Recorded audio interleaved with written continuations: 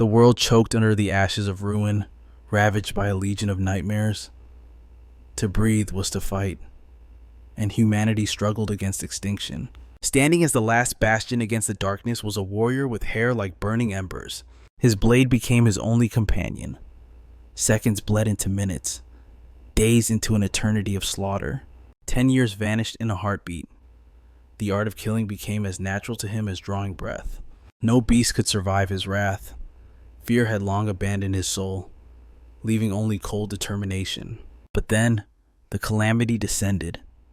A titan of destruction blocked his path, sneering that salvation was a lie. This was no mindless drone. This was the architect of the apocalypse itself. It looked down upon the warrior, offering him a place at the devil's side as the weapon of chaos. Fury ignited in the hero's eyes. He rejected the offer with a roar of pure defiance. Exploding with power, he soared through the air. The beast snatched at him, but he was a blur of motion, slicing through its defenses and drawing first blood. Yet, the nightmare was far from over. The monster retaliated with the force of a collapsing mountain. It laughed, mocking his futile struggle against a god. The assault was relentless. Every blow shattered bones and shook the earth. Vision blurring, body broken, he summoned the last embers of his life force for one final gamble. But absolute power crushed his hope. The beast swatted him aside like an insignificant insect. He lay amid the rubble, gasping for air, as the shadow of death loomed over him with a malicious grin. But in that darkness, a glint of hope. A glowing pendant swayed from the monster's neck. Destiny hung by a thread. He gripped his hilt, his mind sharpening for a single, impossible throw. The executioner raised its hand. With a primal scream, the hero hurled his blade. True aim, steel met magic. The pendant shattered into a million fragments of light. The anchor was broken. The immortal body of the beast began to crumble into dust. Victory tasted like ash and peace. As the hero closed his eyes under the blue sky, the wheel of fate turned to a young man with raven black hair. Chaos erupted. Alarms screamed across the district. A breach at the B-rank Numpson gate. The automated defense system barked its warnings. Identification required. Access denied. Civilians were strictly forbidden from stepping into the abyss. But the dark-haired youth ignored the warnings. He stood before the barrier and, with a casual kick, pulverized the gate lock. The control room went wild. An unregistered anomaly had just forcefully breached the dungeon. Unfazed by the sirens, he strolled into the danger zone as if taking a walk in the park. A party of hunters nearby spotted the intruder. They looked at him like he was a lost child. One offered a condescending hand, assuming the boy had wandered into hell by mistake. The youth said nothing. Whispers of judgment passed between the so-called heroes. They scanned his casual clothes, sneering at his lack of gear. A porter, a fool, a dead man, walking. They laughed, convinced he was just useless baggage abandoned by another team. The young man's voice cut through their mockery, calm and indifferent. He was exactly where he meant to be. The smirk didn't leave the hunter's face. He assumed the kid was just in denial. The party leader stepped up, ready to preach from his high horse. He lectured the boy about the difference between reality and the fantasy shown on television. Arrogance here meant death. Go back to school, he said. Get a license. Learn your place. This was the major leagues. A B-rank gate was no place for a rookie to play hero. The youth looked through them, his eyes cold as ice. I don't need your pity. His blunt rejection stunned the group. Anger flared, but the leader held them back. Let him go. The leader sighed. Some fools only learn when they bleed. He was certain the boy would soon realize the crushing reality of the dungeon. But the lesson would come sooner than expected. A massive orc emerged from the shadows. Panic no. The youth gently set down his bag. As the monster's fist came crashing down, he didn't even blink. His eyes snapped open, burning with the fury of an inferno. With nothing but bare fists, he charged the behemoth. Boom! One strike was all it took. 10 years of hell had turned this young man into a living weapon, and his instincts were razor sharp. The dark-haired predator snatched the sword from the fallen goblin, testing its weight. He extracted a mana stone low-grade trash. In his past life, he wouldn't have lowered himself to even glance at such debris. Still, loot is loot. He pocketed the stone, but suddenly an ambush. A goblin horde emerged, thirsting for blood. He flowed through their attacks like smoke. He hurled a rock with deadly precision, crushing another beast's skull in a single beat. Enraged by the slaughter, the remaining monsters shrieked and swarmed him all at once. Meanwhile, the so-called hero team scoffed. The redhead sneered. That rude amateur, he's probably Monster Chow by now. Their leader smirked with arrogance. If he were a real threat, the control center would have sent the elite suppression squad already. For a mere C-rank gate, they'd dispatch B-rank enforcers. He's just a nuisance. As long as he doesn't have a death wish, he's fine. He's a coward, not a warrior. I bet he's shivering in a corner. But deep in the forest, the only thing shivering was a goblin. Paralyzed by absolute terror, the Reaper struck. He launched forward, his fist obliterating the goblin's face on impact. A sneak attack from behind useless. He dodged effortlessly, vaulted onto its back, and crushed its spine with a merciless kick. It was a massacre. He wiped out the entire pack without breaking a sweat, harvesting their cores like a grim farmer. Deeper into the abyss he walked. Pathetic, he muttered. 28 stones. This harvest was barely worth the effort. Suddenly, his path was blocked. 4 agents from the control center emerged from the shadows to intercept him. Halt, they barked. Show your hero ID or be arrested. You're coming to headquarters for interrogation.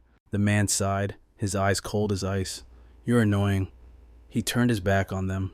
Click the cuffs came out. Resist, and we will use lethal force. The air grew heavy with tension. One agent reached out, but in a blur, the tables turned. The hunter became the prey as he seized the agent's wrist in an iron grip. Get lost, he commanded calmly. The squad drew electric rods, weapons designed to drop ogres in seconds. But against a monster in human skin, useless. He offered one final warning, walk away. Or I break you. They didn't listen. Lightning crackled as they struck, but he stood like an immovable mountain. He danced through their assault. One tried a blindside attack, fatal mistake. Wham! A knee to the gut folded him instantly. A spinning kick sent the squad flying like broken ragdolls. Only one remained standing, glaring at him with impotent rage. Shunpo, he vanished, reappearing instantly in the agent's face. Impact. As the agent gasped for air, the man loomed over him. Is this how you treat real heroes? Through gritted teeth, the agent spat. Only the criminals we protect the laws of the gate. Unregistered entry is a crime. Then tell me about the rift zones. The question hit the agent harder than the punch. Silence fell. Rift zones. Chaotic nightmares between worlds. Crawling with abominations. Unlike gate's safe farms for resources, rifts were wild. Unregulated tears in reality that spawned anywhere. Monster cores were the new oil, and the government hoarded the gates like dragon treasure. Anything outside their grip was a rift. The man's eyes narrowed. So, no matter where I go, your watchdogs will hunt me for trespassing? Is that it? Exactly, the agent confirmed. Unauthorized entry triggers the alarm. You can't hide from the system. But rifts are worse. Even the association fears them. You think you can grab. The man tossed him aside like trash. I'm done listening to you. You nobody, the agent screamed, humiliated. I'll kill you next time you hear me. Empty threats. The dark-haired king walked away, completely unbothered by the barking of dogs. Meanwhile, across the dimensions, in a world saved by a hero, a consciousness drifted in the void. The chill of death embraced him. He opened his eyes to see a stranger, a man in modern clothes, staring back. Who are you? The reply was solemn. I am Seo Dojun. My life is fading. Grant my wish, and I will vanish peacefully. But the broken hero refused. I have no reason left to exist. The fallen warrior speaks. I fought through hell for 10 bloody years, only to be stabbed in the back by the very comrade I trusted most. My home, reduced to ash. Everyone I ever loved is dead and buried. No matter the struggle, I have nothing left to live for. Tell me, do you share this despair? Dojin shakes his head slowly. Even if my life has been nothing but agony, I cannot let my grandmother and sister suffer the same cursed fate. The weary hero sighs, his gaze piercing through the soul.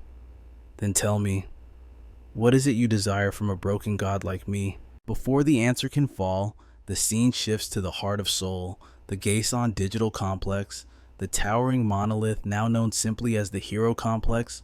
With the explosive demand for gate byproducts, this place now buzzes with more chaos than any tech giant on Earth. Dojin steps into a trading post and slides up to the counter. I'm looking to offload some mana stones, he states. The dealer smirks. You walked into the right shop. With a heavy thud, Dojan dumps a mountain of stones onto the surface, the spoils of his conquest inside the gate. The dealer gestures for him to hold while he appraises the goods. Dojin takes a seat, the picture of absolute serenity as the assessment begins. The tally is finished. The dealer announces, commission fee is 40%. Your payout comes to 5.5 million won. Dojan's brow furrows instantly. I did the killing. Why is the fee 40%? The dealer just shrugs. That's the rule of the jungle here, kid. Don't like it. Pack up your rocks and get out. Dojin reaches for his property, but the dealer's hand clamps down on his arm with a sneer. Not so fast. You owe me for the sorting and cleaning.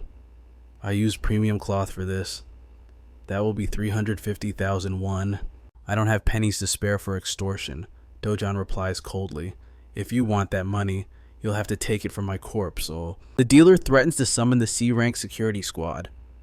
But right on cue, 3 burly men emerge from the back shadows to enforce the threat. Deadly tension floods the room as they lock eyes with Dojan. But in a mere heartbeat, Dojan moves. He drops every single man to the floor before they can even blink. He stalks toward the trembling dealer, slams a palm onto the desk, and declares with crushing authority, the commission is now 1%. His voice drops to a terrifyingly calm whisper. Let us ensure our future business remains professional. Later, he returns to his sanctuary, placing a thick stack of bills before his grandmother and little sister. Their eyes go wide, stunned by the fortune, and they demand to know the source. Dojin spins a tale smoothly. A long time ago, I lent money to a friend's startup. That little business has finally hit the jackpot. His grandmother narrows her eyes, skeptical. Since when did you have wealthy friends like that? Dojin doesn't flinch. You know the neighborhood I grew up in? He was just one of the guys back then. His little sister's eyes sparkle with hope. So, are we rich now? Dojin smiles, a rare warmth in his expression. Yes, from this day forward, we are a wealthy family. She erupts into joy, running circles around him with pure laughter. Watching her, Dojin recalls the dying wish of the original Seo Dojan, the vessel he now inhabits. The request was simple, yet heavy to let his grandmother and little sister, Unyang, live in the absolute safest house on earth. Without waiting for an answer, the soul of the real Dojin faded away, leaving the sword god to awaken in this fragile body. However, the safest fortress in Korea commands a price of 110 billion won. As the new Seo Dojan, he has no true obligation to this one-sided promise, yet he reasons that if his full strength returns, such a sum would be pocket change to him. Compared to the hellscape of his destroyed dimension, the rifts and monsters of this world are nothing but child's play. In his past life, he was worshipped as a sword god. Regrettably, only a tenth of that divine power has crossed over with him. Suddenly, a rough voice shouts his name from outside. He steps out to find 2 men waiting predators in human skin. They are loan sharks, the very leeches the original Seo Dojan had borrowed from before his untimely death. They demand 48 million won immediately. Dojan had only borrowed 5 million for hospital bills, but the interest has mutated into a monster. They sneer, knowing he hunted in the gate, and demand he hand over every last cent of his earnings. Dojan doesn't waste breath on words. He drives a fist into the brown-haired thug, launching him violently into the concrete wall. The yellow-haired goon freezes in pure terror. Dojan's voice cuts like ice. I already repaid 9 million won. If anything, you parasites owe me. The thug stammers. Are you really the Seo Dojan we know? Before a fist silences him too, Dojin mutters over the groaning bodies. Tell your boss I will be paying him a personal visit very soon. With the trash taken out, he takes his little sister to a toy store. She picks up a toy, clutching it shyly. Can I get this? Dojan's smile is tender. It is fine. We have clothes, but you need joy too. Get whatever your heart desires. As he watches her beam with happiness, he realizes the original Dojan's memories are bleeding into his own cold soul.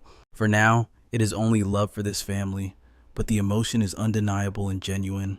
He remembers how the original Seo Dojan cherished Unyang. Despite them being only half-siblings, the sword god vows to guard that fragment of humanity within himself.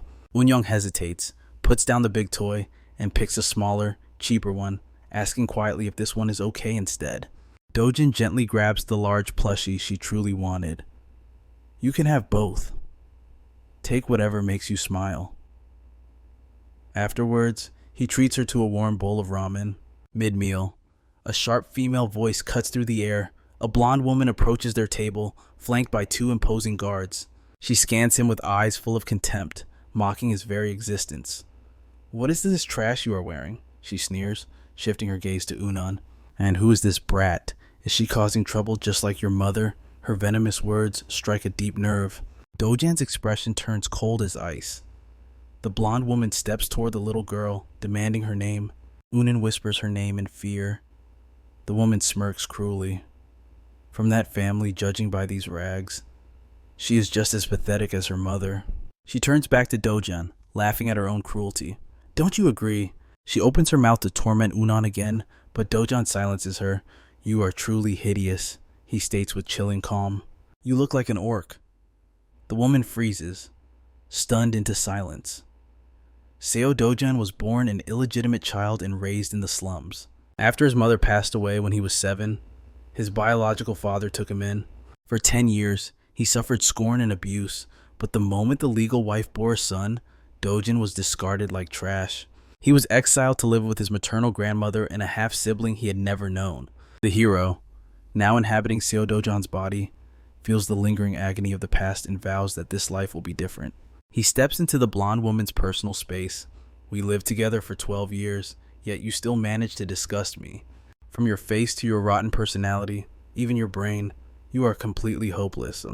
He continues, his voice cutting like a blade. You envy anyone prettier or kinder than you. Consumed by your inferiority complex, you lash out like a spoiled brat. You are lesser than this little girl who actually knows how to love her brother. Rage twists the woman's face as she prepares to scream, but before she can speak, another voice calls out Dojan's name. The younger woman immediately rushes to the newcomer, tears welling in her eyes. Mom! She tries to whine about Dojan, but her mother cuts her off. Enough. Stay out of this.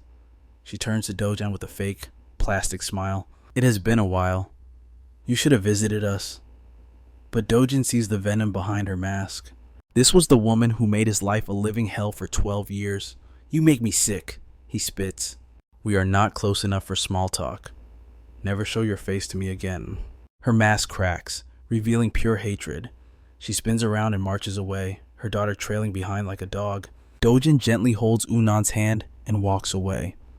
He tells himself the coward Seo Dojan who suffered in silence is dead. They will learn that lesson the hard way. Meanwhile, inside a luxury car, the atmosphere is suffocating. The daughter snaps, breaking the silence. Why did we leave? You should have taught him a lesson. Ignoring her, the mother turns to her subordinate. Chief Lee, why is Dojan breathing? You said he was left in the rift zone. She slams her fist against the leather seat. Then why is that brat still alive? He was supposed to be monster food. Chief Lee trembles and promises to investigate. The daughter's voice shakes with realization. Wait, what do you mean? Did you actually try to murder him? Her mother stays silent. So you really did try to kill him? She presses. The mother glares coldly. Do you still have feelings for that trash? Blushing furiously, the daughter stammers. It is not like that. But what if grandfather finds out what you did? Her mother's eyes darken. I will handle this. Just keep your mouth shut and never defy me. Internally, she swears a blood oath. I do not care what it takes. Dojan will disappear. 10 years ago, the rifts tore the world apart, unleashing a legion of monsters. Civilization crumbled into chaos and ruin. But when all hope faded, humans awakened extraordinary abilities. The era of heroes had begun. They restored order, and the discovery of magic stones changed the world forever. These stones became the new oil. Nations scrambled to turn wild rifts into regulated gates. Now, the entire global economy revolves around these dungeons. In this new age, becoming a hunter is the only path to true wealth. Back in the city, Dojan arrives at the headquarters of the Loan Sharks. Inside, the thugs from earlier stand behind their leader. The boss sneers. Who do you think you are walking in here? Dojan replies with calm arrogance. I have done the math. You owe me for physical, mental, and emotional damages. I am here to collect my compensation. The boss observes him, sensing a shift in the air. Seeing how easily Dojin handled his men, he realizes the truth. This boy awakened inside the rift. So, you finally found a crutch to lean on? The boss sneered, his voice dripping with disdain. Don't get cocky, kid. Awakening doesn't make you a god. I have seen plenty of arrogant awakeners end up in the gutter. Right on cue, more thugs flooded the room, their egos swelling the cramped space. So the boss let out a dry laugh. Even with powers, trash is still trash. You are just another D-rank loser. He turned his back, dismissing the threat. My boys won't even let you open your mouth. But Dojan's voice sliced through the air like a blade. Sit down. I am not finished speaking. One of the lackeys roared, charging forward to punish the disrespect. In a blur of motion, Dojin snatched the man's glasses and delivered a bone-crushing strike to his face. Instant blackout. Then, the slaughter began. One by one, Dojin dismantled the gang. Cold, efficient, a perfect predator. You don't run a loan shark business without knowing fear. Dojin stood over them. You forge identities. If I want to make real gold, I need a hunter license. With a final, devastating blow to the last guard, he glared at the boss. Make me a flawless identity. Do that, and you survive. A heavy silence strangled the room. The boss trembled violently. This pressure. This isn't a D rank. Is he C rank, maybe even a B rank monster? Terrified, he nodded frantically, promising the ID by the next dawn. But Dojin was not done yet. He stepped into the boss's personal space, eyes burning with icy intent. One last thing. Was it Hong Heiju who ordered the hit? The boss froze, clearly recognizing the name, but fear locked his jaw tight. Dojin didn't ask twice. He pressed a single finger into the man's shoulder, crushing the nerve. The boss screamed in pure agony. Through the torture, the truth spilled out. It was her Hong Heiju. She wanted you to drown in debt and die. That is all I know, I swear it. Dojin's eyes narrowed dangerously. Is that why you threw me into the rift zone? The boss stammered, pale as a ghost. No, I didn't do that. Why would I trap you in a gate? If you die, I never get my money back. Dojin calculated the logic. It made sense. Then, a name surfaced from the memories. Kong Chu. He was the one who dragged me into the dungeon. He pierced the boss with his gaze. Bring me his entire file. Everything.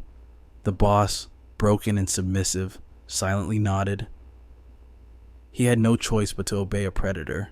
As Dojin walked away, the memories of the original body's owner echoed in his mind. Keep them safe. The weight of that final wish settled heavily on his shoulders. He knew his mission. He would protect his grandmother and little sister, even if he had to burn the world down. Later, at the gate, Dojin scanned the forged hunter ID. The system chimed. Registration approved. But the display mocked him. His registered level was laughably low. Dojin clenched his jaw in irritation. Those rats. They could have at least given me a higher rank on this fake card. He muttered. He stepped through the portal, the world shifting around him.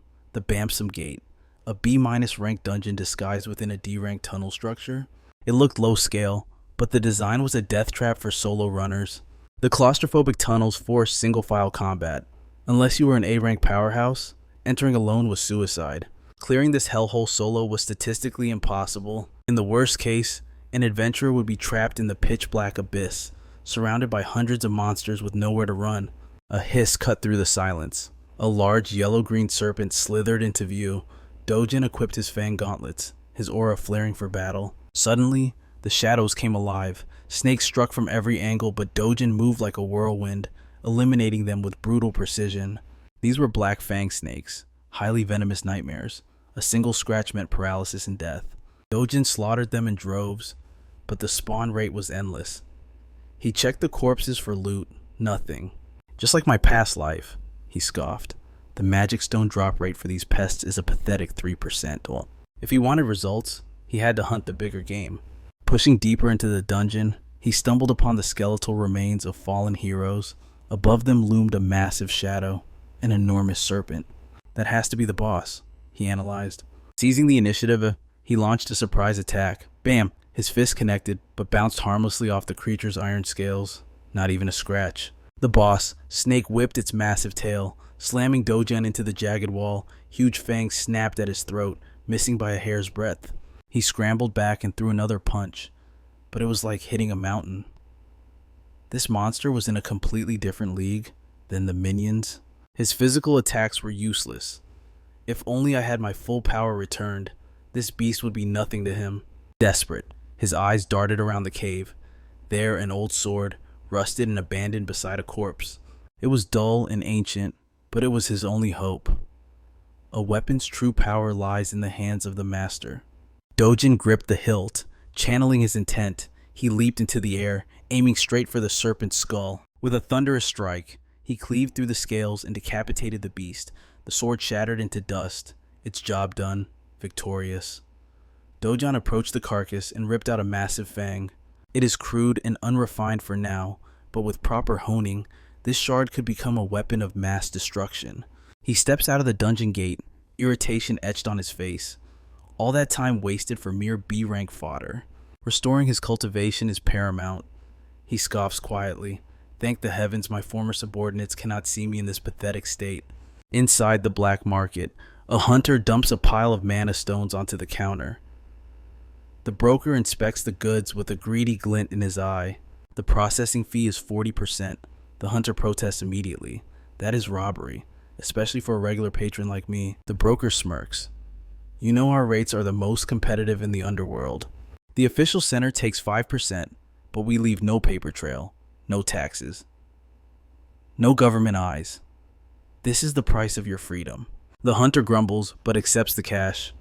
Pausing at the door, he points to the broker's face. Who rearranged your face like that? A nasty purple bruise encircles the broker's eye. He shudders. A lunatic came in, dismantled my guards, and left me with this souvenir. The hunter bursts into laughter. That is what happens when you hire third-rate muscle. You focus too much on rank. True mastery lies in skill, not some arbitrary letter assigned by the system. He continues his lecture, oblivious to the broker's annoyance. The merchant just wants this windbag out of his store. Finally turning to leave, the hunter adds arrogantly, we go way back. Call me if you need real protection. Suddenly, the door chimes. Dojan walks in. The broker freezes, terror seizing his heart, and screams at the hunter. That is him. That is the monster who crushed my guards. The hunter spins around to face the newcomer. Is that so? You call yourself a hero while assaulting innocent civilians? The broker straightens up, feeling emboldened. This veteran hunter has 7 years of experience. He will surely crush this punk. Dojan's eyes are cold as ice. Mind your business and get lost. The veteran bristles at the disrespect and steps forward. But Dojan does not flinch. He speaks with chilling calm. The leading cause of death for heroes is not monsters. It is other heroes. The veteran freezes. The killing intent is overwhelming. Mumbling an excuse about a tight schedule, he flees the shop in an instant. Dojin ignores the coward and dumps a heavy backpack on the table. Calculate the total. The broker unzips the bag and his jaw drops. Pure, high-grade mana stones. Who is this monster? The calculator displays 150 million won, but Dojin looks dissatisfied. An entire day of hunting for this 150 million won is nothing.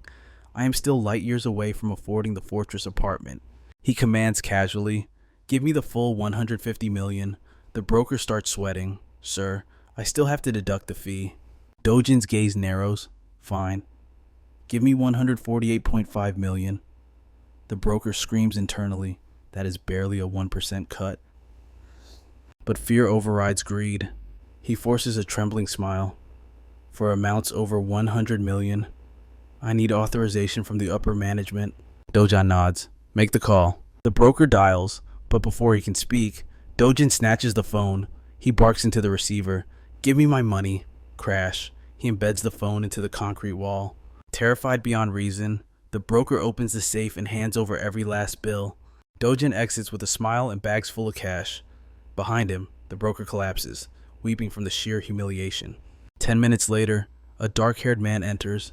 The true owner has arrived. He surveys the wreckage. Why were you ignoring my calls? And what was that noise earlier? The cashier looks up with dead eyes. Boss, I quit. I cannot do this anymore. The owner looks at the shattered phone in the wall and the broken spirit of his employee. This is no ordinary thug. Realizing the danger, the owner dials a special number. Hyan, I need you. It is an emergency.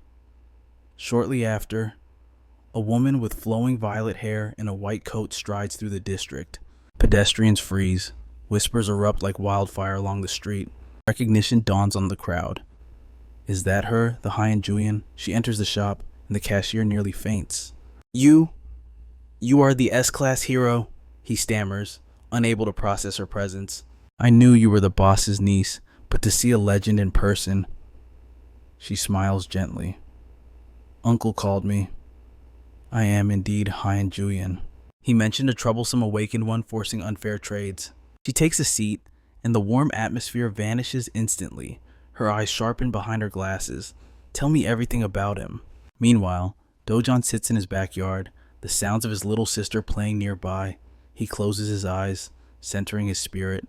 His mind is a singular blade focused on one goal. He needs the ultimate sanctuary to keep his family safe. But at this slow pace of 100 million a day, achieving his dream will take an eternity. To conquer an S-rank gate alone, he needs absolute strength. But first, he must reclaim the divinity he once held. The problem is Earth's atmosphere. It is barren. A mana wasteland compared to the endless ocean of power in his previous life. Even with constant cultivation, restoring his core would take at least 3 years.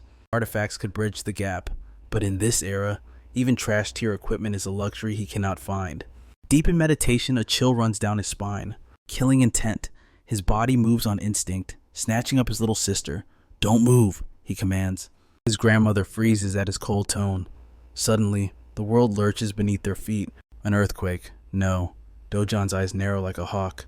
This is far worse. A dungeon break is happening right here. Outside, ominous beams of dark energy spiral around their home. The omen of destruction, the dimensional tear connecting the abyss to reality. Panic seizes the old woman. What is this? Dojan turns, his voice absolute. Stay inside. Do not step out, or you die. He sprints out the door, charging straight into the pillar of darkness. The void swallows him whole meanwhile. Alarm bells scream at the Soul Hero Association. Emergency new rift detected within city limits. A detective shouts to the team leader. Coordinates. The leader barks. Mapo District. The blood drains from the leader's face. Again. It has only been 2 months since the last disaster. He forces a breath and shouts orders. Mobilize the White Lion Guild. They are closest. Get heroes on the ground before hell breaks loose. Exact location. The analyst trembles.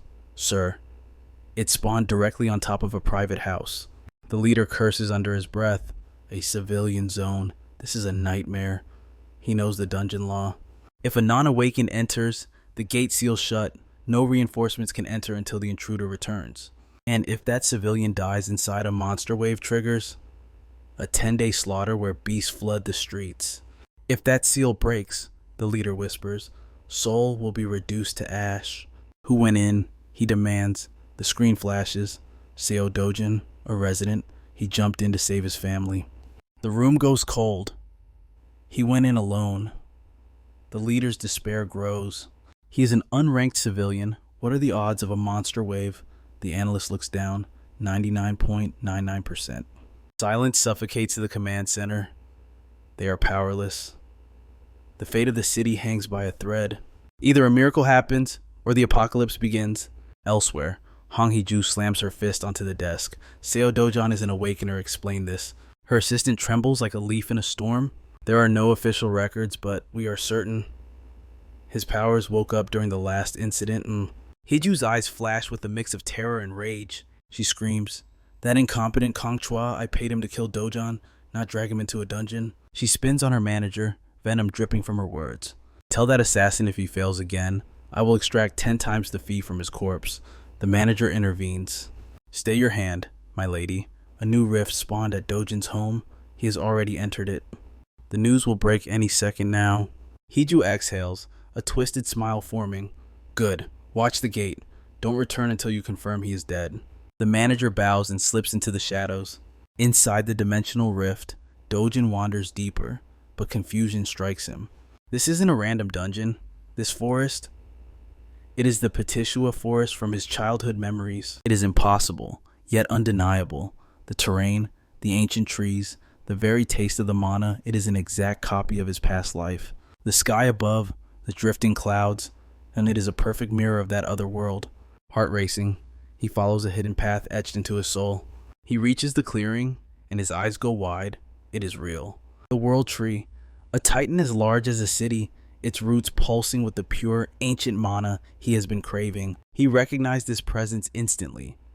It was the primordial spirit tree, the absolute sovereign that governed the flow of pure, high-grade mana, but it was also the harbinger of the apocalypse that had shattered his previous world. When this tree burned in the past, the mana balance crumbled, plunging everything into catastrophe. Yet here it stood, vibrant and brimming with life. And disbelief washed over him. How could such a legendary existence manifest within this rift? But the how didn't matter. The opportunity was right in front of him. He could reclaim the boundless power of his past life. Without hesitation, he entered the tree's embrace and sat in a meditative lotus position. The world faded away. He focused only on his breathing technique and the torrent of mana swirling around him. Time lost its meaning. 1 day passed, then 2, then 3. 10 full days vanished in the blink of an eye. Yet he remained motionless. No food, no water. He simply became one with the silence, his very soul synchronizing with the ancient pulse of the world tree. Deep within his trance, his instincts screamed. A murderous intent pierced the tranquility. His eyes snapped open. Volcano monsters, grotesque humanoids with heads like pickaxes. The memory burned hot. These were the wretched creatures that had incinerated the world tree in his past life. The beast sensed the intruder. With guttural roars, the horde lunged, desperate to destroy the sacred tree once again. His mana had recovered significantly, but he clicked his tongue. A water elemental sword would have been perfect here. No matter. He didn't need steel to kill. Slowly raising his hand, he gathered the atmosphere's energy into a single, deadly point. Boom! A beam of pure mana tore through the air. It wasn't a spell. It was raw, condensed power that detonated upon impact, freezing their advance. A thrill ran through him. It had been an eternity since he could wield such overwhelming force in a single strike. The beasts shrieked in fury. Their maws gaped open, gathering scorching energy for a devastating counterattack. Dark mana projectiles rained down like hellfire, but they shattered uselessly against him. A shimmering barrier of mana armor already cloaked his body. He stepped forward, his stride full of arrogance. The tree was safe. His power was surging. The prey had become the predator. It was time to see just how far he had transcended his former limits. He moved like a phantom, grabbing 2 monsters by their skulls. He smashed them together and ignited their bodies in a brilliant explosion of mana fire. Perfect. Turning his cold gaze to the trembling survivors, he charged. If fortune favored him, these walking corpses would drop valuable mana stones. A savage grin spread across his face. He became a whirlwind of death, slaughtering wave after wave of monsters with effortless grace. The battlefield was littered with corpses when it finally happened. A crimson glint amidst the ash, an undying ember. He cradled the flickering flame, a heavy wave of nostalgia crashing over his heart. To think I would hold this power in my hands again. He crushed the ember in his fist. The energy erupted, transforming into a living flame that danced at his command. He had hoped to siphon mana directly from the world tree, but his current vessel was too fragile. It would tear him apart. He had to compromise. He would hunt. He would devour every undying ember in this rift and force his mana to evolve into the fire attribute. He drew the flame into his core, synchronizing his heartbeat with the heat. A shockwave of fire blasted outward as the integration completed. Success. The fire attribute was his. In his prime. He could manipulate flames without such crutches. But in this weak body, it took nearly 10 minutes just to absorb one. He shook off the disappointment. The path forward was clear. Hunt, absorb, reclaim. He would not stop until his strength was absolute. Meanwhile, chaos reigned in the Mapo district near Dojin's home. Dozens of cameras flashed relentlessly, broadcasting the rift's ominous silence. Tension among the authorities and heroes reached a boiling point. The anticipated monster wave was late, and patience was wearing thin, especially for one man. Bangwoo ground his teeth in irritation. Why did that fool Dojin rush in alone, Does he think this is a playground? He should have waited for the professionals. Kim Hyun-woo stepped in, his voice steady. Watch your words. He entered that hellscape to save his little sister. Sung-woo scoffed, spitting on the ground. A hero complex. Please. He heard the rumors about easy awakenings and jumped in. He didn't care about the danger he caused us. Hyun-woo maintained his composure. And what were the guildmaster's orders? Stand by and monitor. That is exactly what we are doing. The situation was dire. Rifts had torn open simultaneously across the globe. The US, China, the UK, Turkey, and Switzerland. The guildmasters were stretched to their limits. This is a global catastrophe, Hyun-woo continued grimly, but reports say other nations have already contained their outbreaks. That means Korea is the only nation with an active, ticking time bomb. Sung-woo clenched his fists until his knuckles turned white. And it's all because of that idiot. Dojin, if he crawls out of there alive, I'll beat some sense into him personally. Days dragged on, silence from the newborn rift, no movement, no news. Finally, the association broke the silence. A level 1 monster wave alert. The only soul inside was Seo Do-jan, and the world had written him off as dead. Far away, watching the breaking news with a sharp gaze, Hwang Chang sat in the shadows. He turned to his assistant, eyes cold and calculating. Is the target truly Seo Do-jan? The assistant bowed respectfully. Affirmative, sir. It is definitely him. Change-Up leaned back in his leather chair, a predator assessing his prey. What are the odds he walks out of that abyss alive? If he is merely a civilian, the assistant scoffed, adjusting his glasses. There is no point in calculating. The probability is absolute zero. Change-Up burst into dark laughter. Civilian, you really think Dojin is just some ordinary high school brat? He shook his head at the ignorance. The Hero Association is blind. A cruel smirk twisted his lips. My elite squad is still in the hospital recovering from the beating he gave them. He leaned forward, tapping the desk. Let's entertain the idea that he is an awakener. Survival probability. The assistant hesitated. That would depend entirely on his rank. It is impossible to assess without data. Change-Up nodded slowly. Precisely. Being a good street fighter and surviving inside a rift are two different dimensions. Then, his tone dropped, becoming menacingly low. Dojin has 2 living blood relatives. Correct. The assistant blinked, surprised by the shift. Yes, a grandmother and a younger sister. What are your orders? With a snake-like glint in his eyes, Change-Up spoke. Treat them like royalty. For now. But if he dies in that hellscape, their protection expires immediately, and things will get very ugly. However, if Dojin crawls back from the dead, we simply claim we were their benevolent guardians all along. Meanwhile, within the rift, time had lost all meaning. Dojin stood amidst the void, unaware of how many days or weeks had passed. He had devoured hundreds of undying embers. Absolute dominion over the fire tribute now coursed through his veins.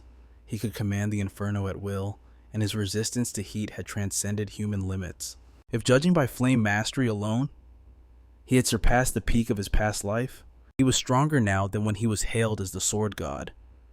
He placed a hand on the world tree, a silent gesture of farewell.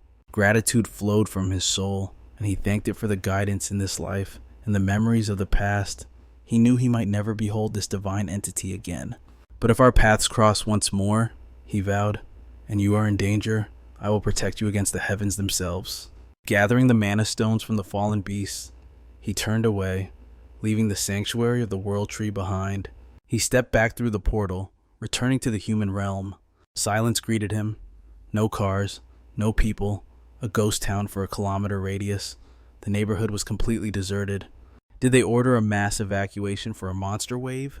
He wondered, scanning the empty streets. Suddenly, a massive aura spiked in the distance, moving like a phantom. He sprinted toward the source. From the shadows, he spotted a swarm of heroes and reporters. He recognized the faces immediately. They were the same group from the previous gate incident. If they spot me now, it's game over. He needed a diversion, fast. Mana surged into his palm, condensing into a volatile sphere of crimson flame. He launched it toward a distant junkyard, far enough to avoid casualties but close enough to cause panic. Seconds later, boom! A cataclysmic explosion shook the earth. Alarm screamed, and the heroes scrambled toward the disaster. They arrived at the scene, ready for battle, but they found no enemy, only a raging inferno with no clear origin. Confused, they searched for an accelerant but found nothing. Even Dojin marveled at his own power from afar, the precision, the devastating intensity.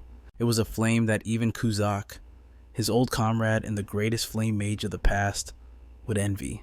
Kuzak would be jealous, he thought with a faint smirk. While the heroes were distracted by the chaos, the rift behind them began to destabilize. Space itself warped and began to collapse inward. By the time they realized the anomaly and rushed back, it was too late.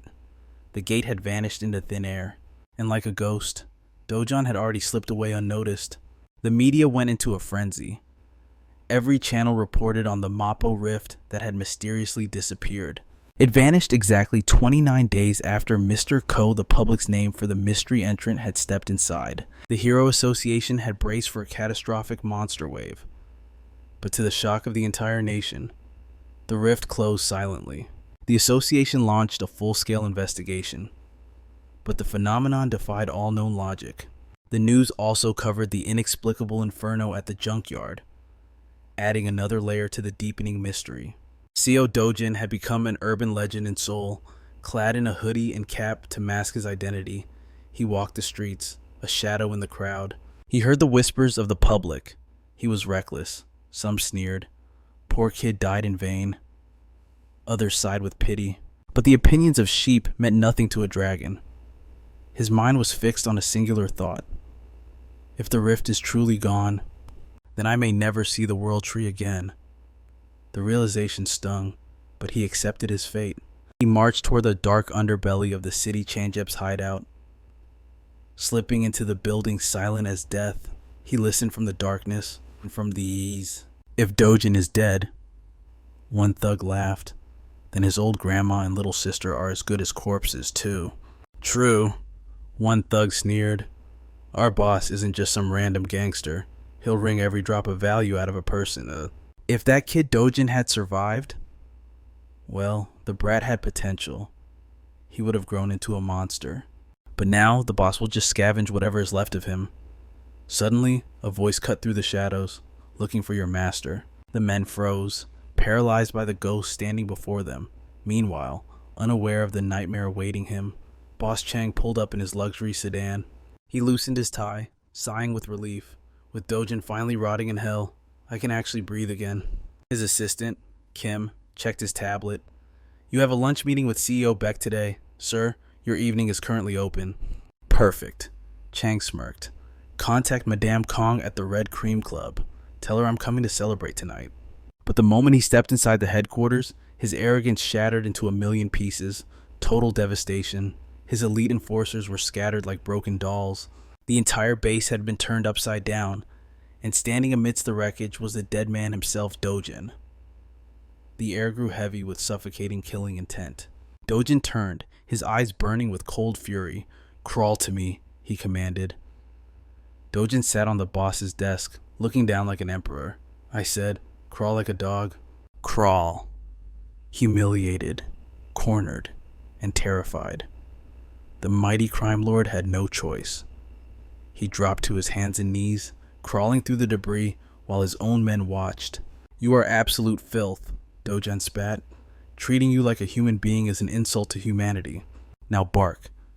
Chang tried to cling to his last shred of pride, but under that crushing pressure, his will crumbled. He barked, loudly, frantically, like a rabid dog begging for scraps in front of his entire organization. But Dojin wasn't finished. You spineless coward, Dojin growled. You'd stab your own mother in the back for a profit. He looked down with absolute disgust. I have slaughtered countless monsters, but you're just garbage. Chang's spirit broke completely. Tears streamed down his face as he slammed his head against the floor. Please have mercy, I swear on my life. I will be your most loyal servant from this day forward. Thud. Dojin's foot connected with Chang's face, silencing him instantly. Shut up. He shifted his gaze to Assistant Kim. Congratulations. You're the boss now. Don't waste your talent serving trash like him. You're better off on your own. Kim bowed deeply, his voice trembling. Sir, Boss Chang has deep connections in the underworld. If I suddenly take over, the chaotic aftermath will draw too much attention. It is safer to keep Chang around as a figurehead. Please, give him one more chance. Dojan's eyes narrowed dangerously. I thought cleaning up messes was your specialty. Fine. If you won't do it, I'll toss him into a dungeon gate and let the beast chew on him. Hearing the word gate, Chang shrieked in pure terror. No, please spare me. I will serve you like a slave until the day I die. He continued groveling, bowing so hard his forehead bled. Dojin paused. Considering the situation, using him as a puppet might be more efficient, he thought. At least it saves me the headache of a turf war later. Muttering, I must be getting soft. Dojan extended a hand toward the weeping man. Chang's eyes lit up with hope. He actually thought he was forgiven. Weeping with relief, he reached out and grasped Dojan's hand. Thank you. I'm sorry. I will never betray you again. My life is yours. But the moment skin touched skin, scorching flames erupted from Dojin's palm. The smell of burning flesh filled the room as Chang screamed in agony.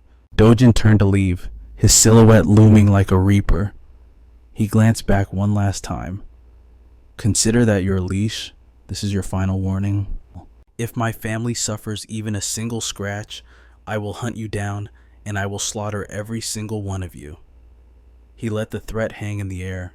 Guard my grandmother and sister with your lives. And with that, he vanished into the night. In the days that followed, the world accepted the official report the hunter Dojin had perished inside a fractured rift. Every news outlet and government agency believed the lie. But reality was far more mundane. In a quiet corner of a fast food joint, the dead man was busy unwrapping cheeseburgers with his little sister. Pulled low, a hoodie and cap concealed his identity from the world. He knew that staying dead was the best strategic move. It kept the annoying guild recruiters and government agents off his back. Chang had promised to secure a safe house for them, a sanctuary far from prying eyes. As they ate, his little sister paused, a gentle smile gracing her lips. I'm really happy we're moving. Appa. Dojin smiled back, his eyes softening. And you'll finally get to start kindergarten like a normal kid. Next year, you'll be a real student. Her smile vanished. She lowered her head, staring at her lap, worried. He leaned in. What's wrong? Don't you want to go? She nodded slowly, her voice barely a whisper. The other kids, they make fun of me. They say I'm weird because I don't have a mommy or daddy. Dojan's heart clenched. He spoke with absolute certainty. Then you don't have to go. We'll skip kindergarten entirely. You'll start first grade next year. No more bullies. Her face brightened, the weight lifting from her small shoulders. Watching her eat, Dojin made a silent vow. I'll send her to the most prestigious private academy in the country, a place where no one would dare look down on her. This decision had been brewing since the night before. He had met with Assistant Kim in the shadows. Kim had suggested putting Dojan's family in a cheap motel for the time being. Dojan's expression had darkened instantly. That is a foolish notion, Kim reassured him, his voice steady. The motel is a sanctuary under our absolute protection. Suppressing his hesitation, Dojin finally relented. No sooner had he arrived than his little sister launched herself at him, eyes shimmering like stars, locking him in a desperate embrace. His grandmother stood nearby, tears streaming down her weathered face, overwhelmed by the miracle of his survival. But later, in the quiet of the cafeteria, his sister's innocent voice cut through the air. Brother, are you a hero now, too? Dojin gazed at her, a gentle smile softening his features. And what if I were? Would you like that? Immediately, she shook her head with conviction. No, I would hate it. He raised a brow, intrigued. Why is that? Her answer was simple, yet devastating. Because heroes are always fighting monsters. And in the end, they always die. I just want you to stay with me and Grandma, forever. My heart would break if you disappeared. Dojin felt the air leave his lungs. A heavy silence fell as her plea took root in his soul. In his past life, in that ruined, hellish future, he had waged an eternal war against the abyss. He had sacrificed everything, losing piece after piece of his humanity. But here, in this moment, he rediscovered the one treasure he had forgotten in his pursuit of power. If this fragile slice of paradise existed in this timeline, He swore a silent oath to the heavens he would protect it with his life and finally know peace. Meanwhile, at the Korea Hero Association headquarters, Nate Tae Hwang, the legendary founder, stood at the apex of the tower, his gaze piercing through the glass walls. He shifted his attention to his aide. Still silence? She nodded solemnly. Zero new data? Guildmaster? A growl of frustration escaped his lips. If a rift can vanish into thin air, it implies it can manifest again just as suddenly. The assistant bit her lip, trembling slightly. That unpredictability is terrifying. In all honesty, I would have preferred a standard monster wave. At least we have protocols for those. No, Nate snapped, his aura flaring with authority. We are speaking of human lives. A zero casualty result is nothing short of a divine blessing. Realizing her error, the assistant flinched and bowed deeply. My deepest apologies, sir. Nate Hwang was a titan among men, revered as a saint. The public adored him to the point that a presidential bid would guarantee a landslide victory. His influence was absolute. Even the colossal megacorporations cowered before him. Yet, he held no thirst for political thrones or class warfare. His only obsession was the shield he held over the citizens and preparing for the calamitous rifts looming in the future. He locked eyes with his assistant again. I do not care if it takes an eternity. Investigate until we unravel the mystery of the vanishing rift. She nodded, composing herself. Also, the homeowner near the impact zone has consented to the sale. Excellent, he commanded. Ensure they are compensated well above market rates. I will not have them harboring resentment against the association. If our gold can offer even a sliver of solace after the trauma of losing a family member, then it is a cheap price to pay. Turning to his console, he analyzed the global heat map. Rifts were erupting simultaneously across borders. Yet, a nagging instinct clawed at him. His assistant briefed him. China and the US have successfully contained their outbreaks. Nate shook his head, his expression grim. That is not where the danger lies. It is the United Kingdom. Their elite rankers have already been dispatched elsewhere. That means, before he could finish, a crimson alert blared through the room. His pupils constricted in horror as the data flashed on the screen. International breaking news. The unstable rift in the United Kingdom had shattered, evolving into a catastrophic monster wave. Elsewhere, Dojun strode confidently into the familiar dealer's shop, ready to liquidate his loot. The cashier recoiled as if seeing a ghost, whispering frantically to the manager, "Boss, that is him, the lunatic who tried to bully us last time." The manager rose, eyeing Dojun with disdain. "Is that so?" Dojun sighed, his voice laced with boredom. "Your timing is impeccable. I have harvested a significant haul of mana stones. I was hoping to speak with someone who actually possesses the authority to handle high-value trades." With a casual swing, he dropped the heavy backpack onto the counter. It landed with a bone-rattling thud. The manager sneered at the bag, unimpressed, assuming it contained the same trash-tier stones Dojun had peddled before. "I am banning you from this establishment," the manager stated coldly. "Take your garbage and get out." Dojun tilted his head, feigning confusion. "And why is that?" "Because you demand a 1% commission," the manager retorted. "That margin is financial suicide for us." "I refuse to entertain such ridiculous terms."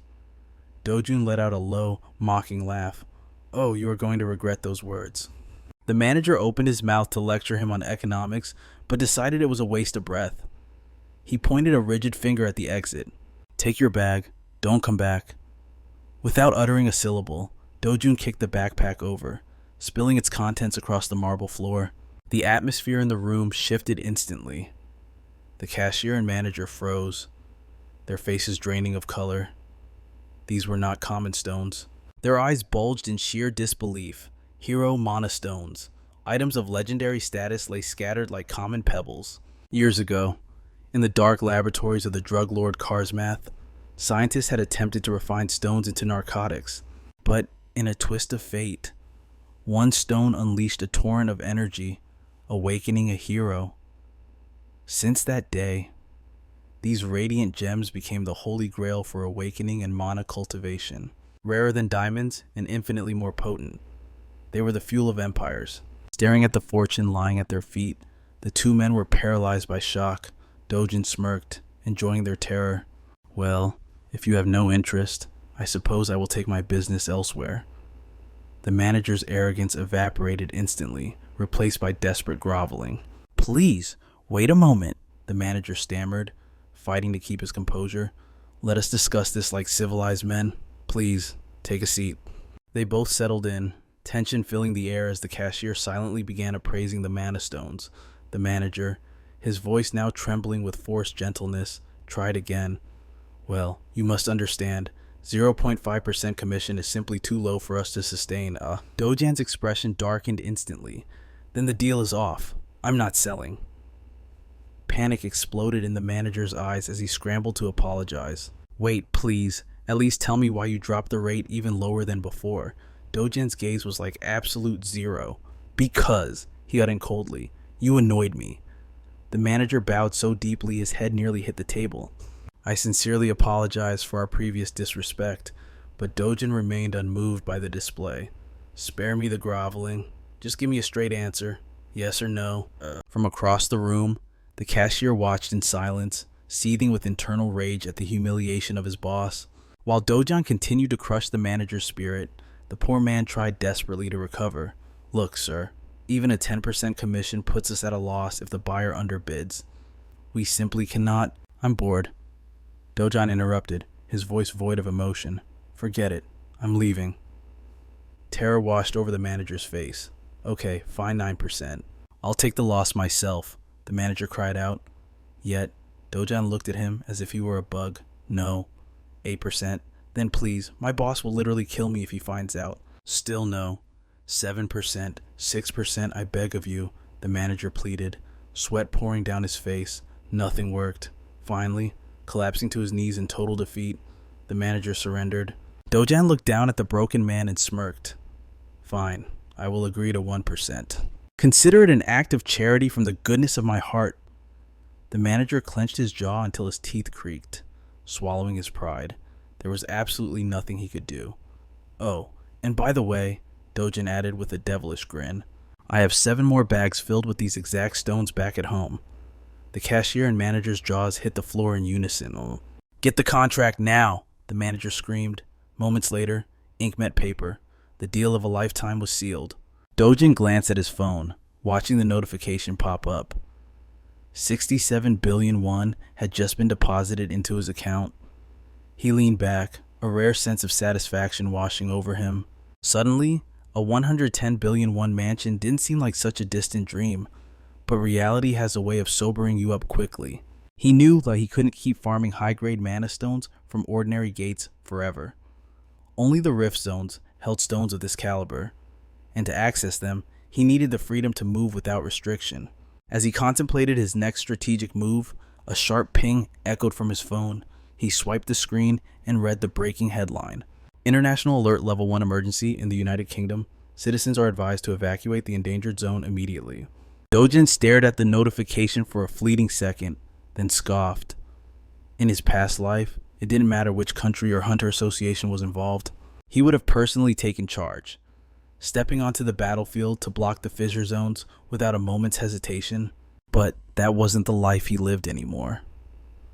Hours later, he took his grandmother and little sister to a high-end restaurant, the kind famous for its premium grilled meat. His sister looked absolutely overjoyed, her eyes glued to the grill, eagerly waiting for the meat to sizzle to perfection so she could dig in. His grandmother, however, frowned deeply, whispering about how expensive the menu was. Dojan chuckled softly, placing a hand on hers. "I've made quite a bit of money recently. Grandma, you don't ever need to worry about the cost again.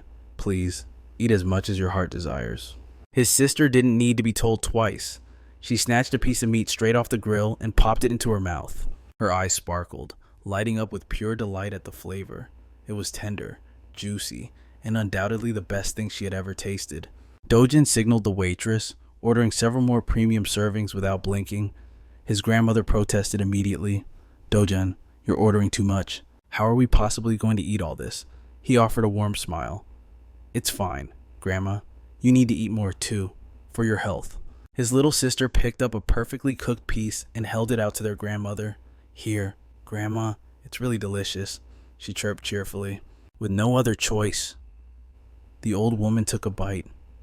Immediately, Her eyes widened, impressed by the deep, rich flavor and the savory umami that melted on her tongue. For the first time in a long while, the three of them shared a warm, joyful moment of family peace.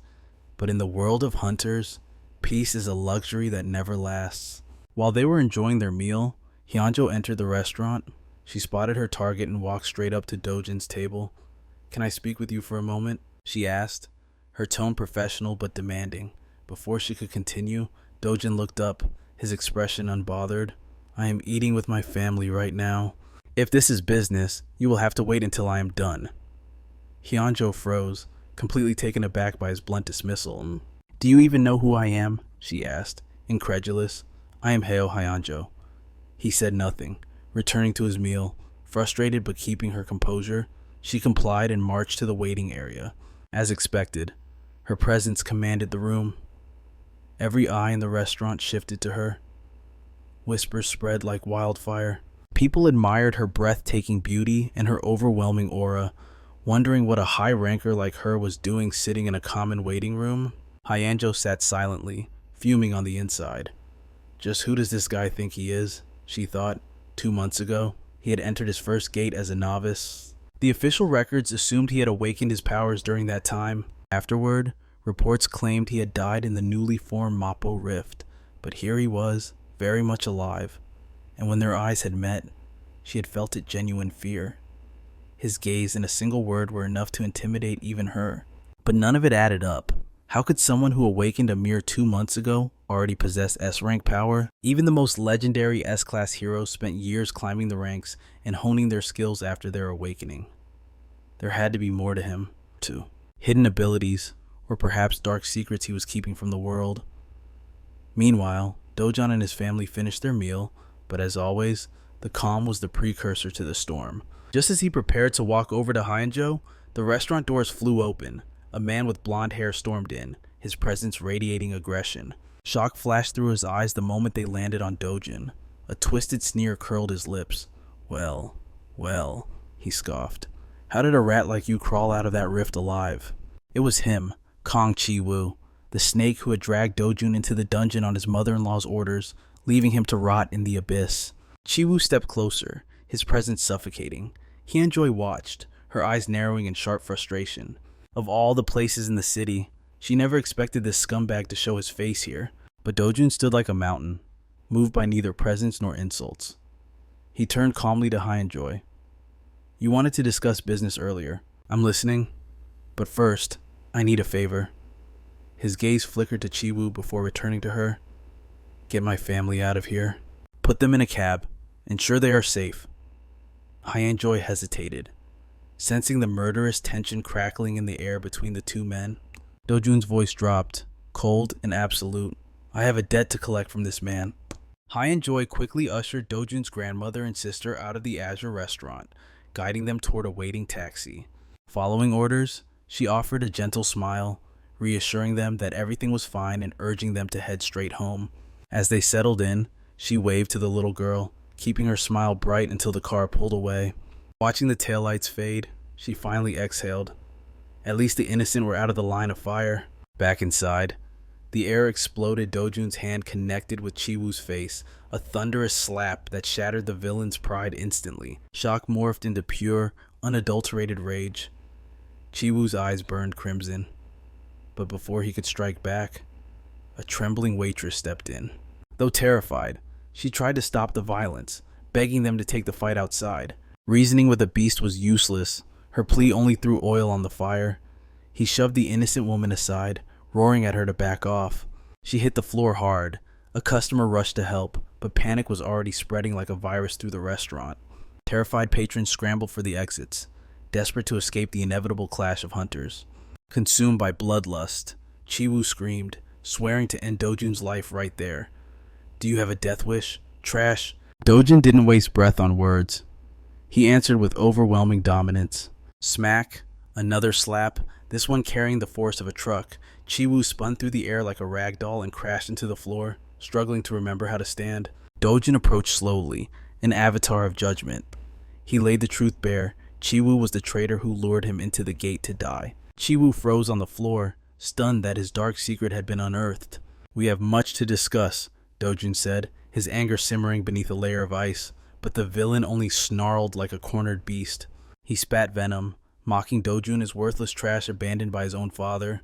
He didn't stop there. He laughed, revealing that even Dojun's stepmother was praying for his death. Silence. Dojun calmly pulled out his phone and hit record. "Say that again," he commanded, but Chiwoo just hurled more curses. An orange aura flared to life around Chiwoo's fist. "What do you want to hear?" he screamed, lunging forward with lethal intent. He charged, but Dojun didn't flinch. With a hand bathed in brilliant blue mana, he blocked the strike effortlessly. The impact sent Chiwoo flying back. He hit the ground hard, mind reeling. How was his attack nullified so easily? No mercy. Before he could recover, Dojun vanished, dashing forward with blinding speed. It wasn't a fight anymore, it was an execution. The waitress trembled behind the reception desk, witnessing the brutality. Her shaking fingers fumbled with the phone, panic wiping the police emergency number from her mind. Suddenly, Han-Joy was there. She gently took the phone, her voice a soothing balm. "Stay calm. I will handle this." Relieved, the worker looked up at her savior. But in the background, the symphony of violence continued as Dojun pummeled Chiwoo without pause. Han-Joy turned to the battle, astonished. Chiwoo was a B-rank hunter. How was he being dominated like a child? Her mind raced. Is Dojun stronger than B-rank? Could he actually be? A-rank? No, even an A-rank shouldn't be able to dismantle a B-rank with this kind of terrifying ease. She stepped forward, calling out urgently, "Dojun, stop anymore, and you'll kill him." The punches stopped. Dojun glanced down at the broken man, then stepped back. Han-Joy asked cautiously, "How much do you really know about him?" Dojun's expression was unreadable. "I know enough," he replied coolly. "Why does it matter?" "It matters," she pressed, her voice trembling slightly. "His cousin is Kong Yong Pyo, the S-rank hunter." Unfazed, Dojun shrugged. "I know. Is that a problem?" Han-Joy froze, stunned that he knew the danger and simply didn't care. A chill ran down her spine. It wasn't ignorance that fueled him. It was confidence. Standing before a man who scoffed at S-rank threats, she realized just how terrifying Dojun truly was. She reveals the dark truth. Chiwoo acted like a god for one reason only: the absolute protection of Yangpyo. Joan knows their blood feud runs deep, but she offers a grim warning. Expecting mercy or understanding from Yangpyo, that is a fatal miscalculation. Jiyun just chuckles, a low, mocking sound. Joan stares in disbelief, asking if the man possesses any fear of death at all. With eyes as cold as the abyss, June answers. The only thing testing his patience right now is her endless lecturing. He closes the distance between them. Their gazes clash like steel, the air crackling with intense, unspoken pressure. On the sidelines, a waitress trembles. Her eyes go wide with terror. She has witnessed too much for one day. Joan promised to handle this quietly, but looking at the chaos, the situation is spiraling rapidly out of control. The suffocating tension lingers. Finally, Joan breaks the silence, apologizing for the ambush. Her uncle demanded this meeting immediately. She cut straight to business. Did June take the loot to the Gazen Stoneman? She needs to know about the magic stones. She doesn't even wait for a reply. "Sell them to me," she commands. June raises an eyebrow and asks for the quantity. "Everything," Joan declares. June laughs, amused by her ambition. He tells her he sits upon a mountain of magic stones. Joan smirks, her eyes gleaming with greed. The assets of an S-rank hunter are truly beyond the imagination of mortals. June agrees to the deal, but nothing in this world is free. He has one condition. Joan leans in, curiosity piqued. June waves it off as a trifle. For someone of her standing, fulfilling his request will be child's play. The scene shifts to the Viper's Nest. June's stepmother is consumed by rage. "Alive," she screams. "You told me he died in the rift." Her subordinate trembles, sweat pouring down his face. He stammers that even the Hero Association confirmed the death. She silences him with a roar. Excuses mean nothing. She demands a solution before their world collapses. The man hesitates, fear choking his voice. He delivers the final blow. Chiwoo was not just beaten, he was utterly crushed by June. Her eyes bulge in shock. June defeated Chiwoo, panic claws at her throat. Does June already know the truth? Her mind races. If her husband or the family patriarch discovers this failure, the consequences will be catastrophic. She forces herself to breathe. She must remain the queen of this chessboard. She needs to bury this secret before it destroys her. But panic wins. She paces frantically, shouting that a media leak would crash their stocks into the ground. "Shut it down," she orders. "Shut everything down right now." She commands a total blackout, control the press, cut the internet lines, and above all, silence the police. The subordinate bows deeply. He informs her that the press and police have already been bought and paid for.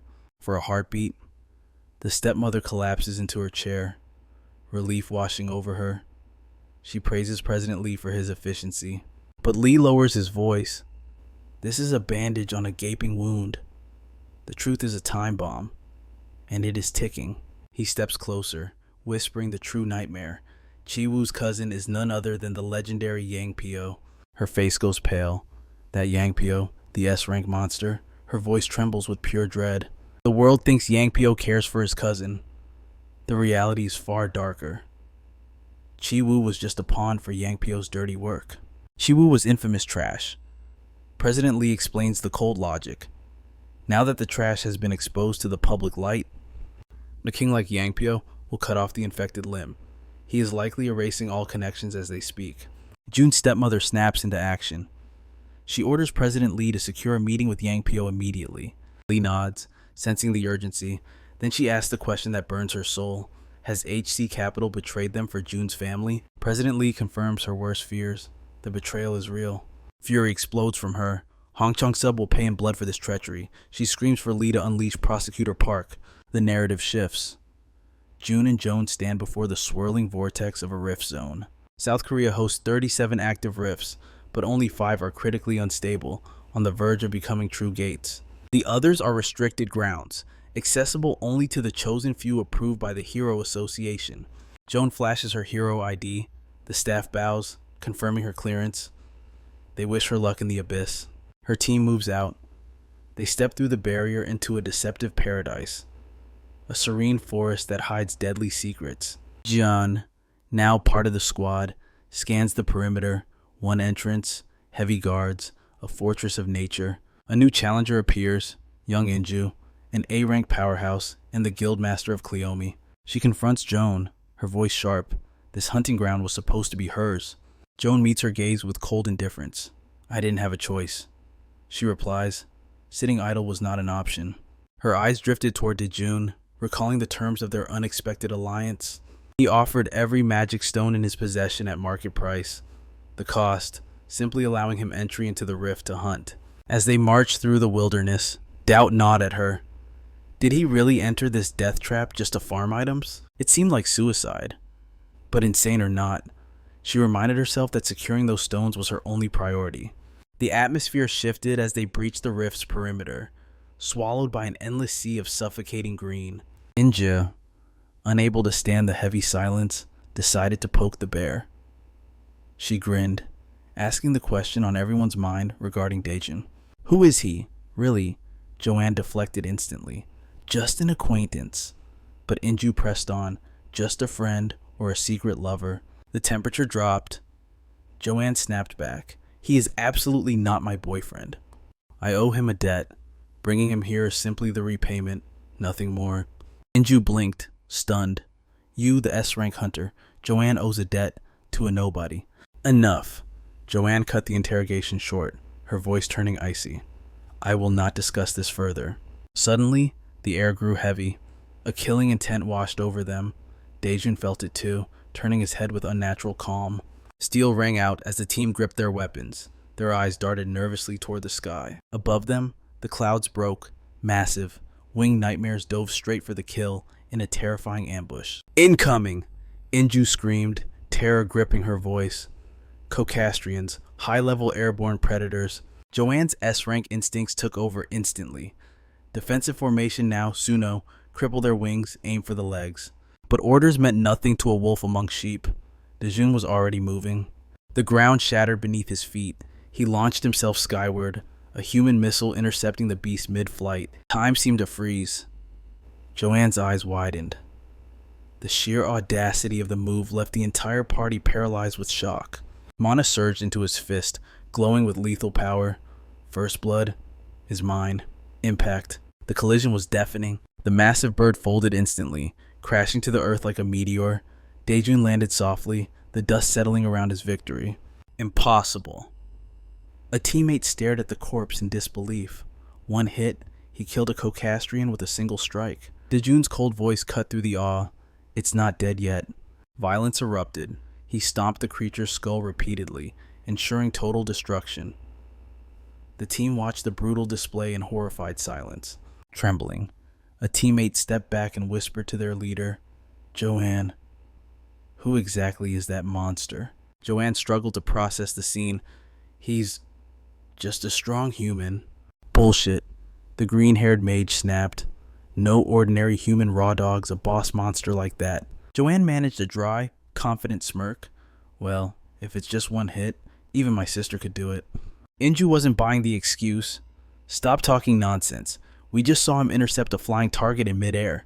It didn't even react. It was instant death. That is not normal strength. The reality of the situation crashed down on them. This man was a complete anomaly. Joanne stared at Daejun's back, her mind racing. Then, resolve hardened her gaze. Change of plans. She removed her glasses, signaling the end of her restraint.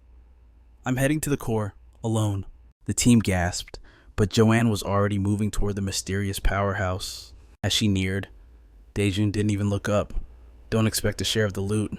You didn't kill it. Even Joanne was taken aback by his blunt greed, but she composed herself. Keep the stone. I never asked for it. Daejun casually tossed the precious mana stone into his bag. Someone with your power is wasting time in the shallows. Joanne challenged him. She pointed toward the abyss. Do you have the guts to go deeper? A dangerous grin spread across Daejun's face. Now that sounds like fun. I know the way, she replied. Try not to get left behind. Whoosh. She vanished into the tree line, moving at S-rank velocity. Daejun exhaled slowly, his stance lowered. Boom! He launched forward, leaving a crater where he stood. Inju watched the dust settle, awestruck. If Joanne is a bullet, then that guy is a laser beam. Should we follow? Inju looked back with a hollow laugh. Do you have a death wish? Is that even possible? A heavy silence fell over the team. It was a foolish question. They knew their place.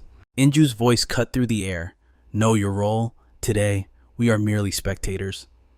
She ordered them to scavenge the outskirts, the job of weaklings. Her gaze drifted to the looming threat, to the world. They were heroes, but in the face of an S-rank disaster, they were nothing but dust. As Joanne and Daejun vanished into the abyss of the rift, Inju swallowed her pride. Those two. They were monsters of a different breed. True S-ranks. Deep within the dungeon, Joanne became a blur of motion. She glanced over her shoulder, expecting to see Daejun struggling to keep up. The path behind her was empty. She prepared to slow down, pitying him until a calm voice whispered right into her ear. Pick up the pace. Pure shock slammed into her. Joanne's rhythm shattered, and she skidded to a chaotic halt.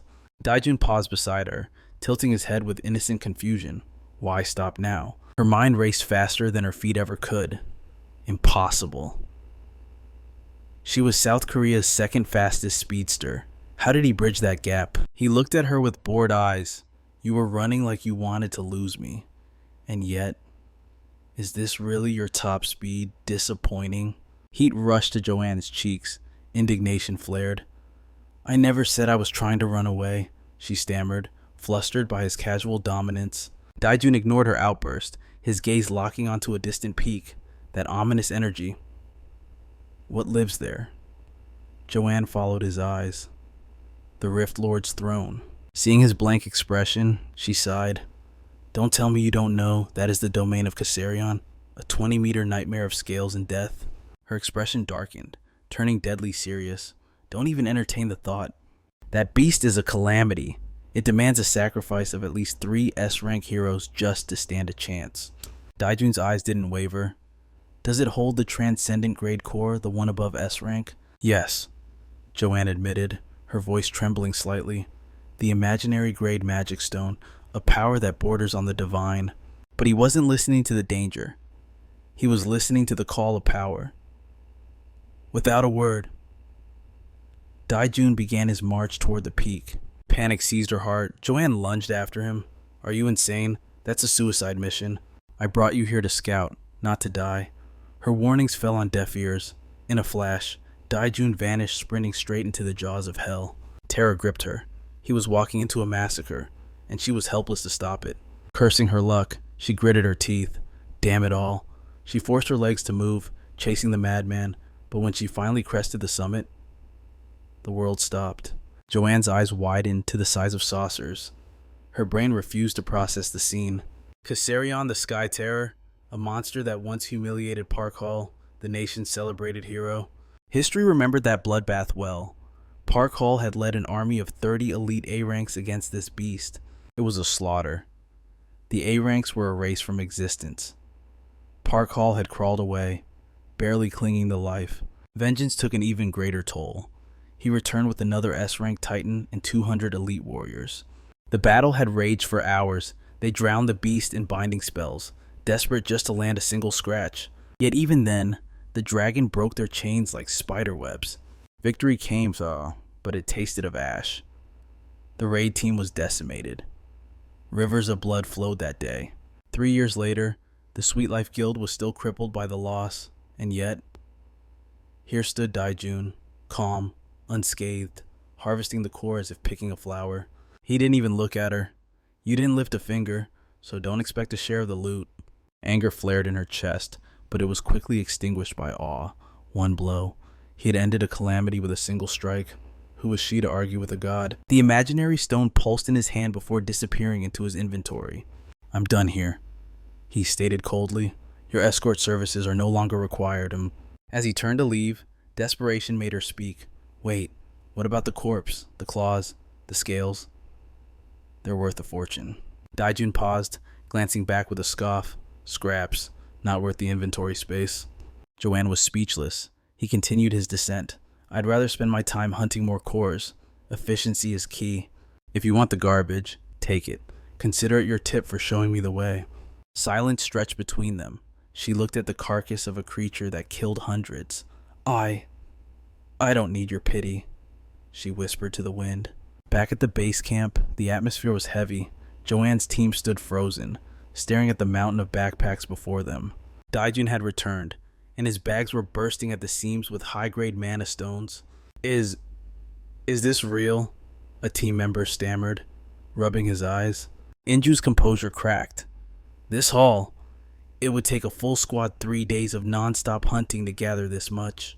Just who the hell is Daijun? She muttered, fear mixing with respect. Nearby, Joanne sat in silence, her mind replaying that impossible speed. The hierarchy of power had just been rewritten. Inji watches her, the doubt gnawing at her mind. Could Joan's words truly be real? Did Daijun actually slaughter Cassarion single-handedly? No legendary gear, not even a protective suit. The mere thought sends shivers down her spine. If true, he isn't just a hero. He might be the apex predator of Korea, perhaps the entire world. Her thoughts are cut short. Daijun returns from the shadows. Thud. Another massive pack hits the dirt. The team whispers, their eyes wide with disbelief. Another full load. The man is a machine. They mutter amongst themselves. If we told the world, they'd call us insane. Inji snaps into command. Silence. Not a word about today leaves this circle. Who would believe us anyway? The tension breaks. The team bursts into nervous laughter, knowing she's absolutely right. Meanwhile, Joan strides over to Daijun, her presence commanding attention. Inji and the squad watch from the sidelines. Look at them, someone whispers. Are they flirting? Inji nods slowly. She should have known when the Ice Queen brought a stranger. Daijun stands beside Joan, not as a subordinate, but as an equal. Another teammate sighs.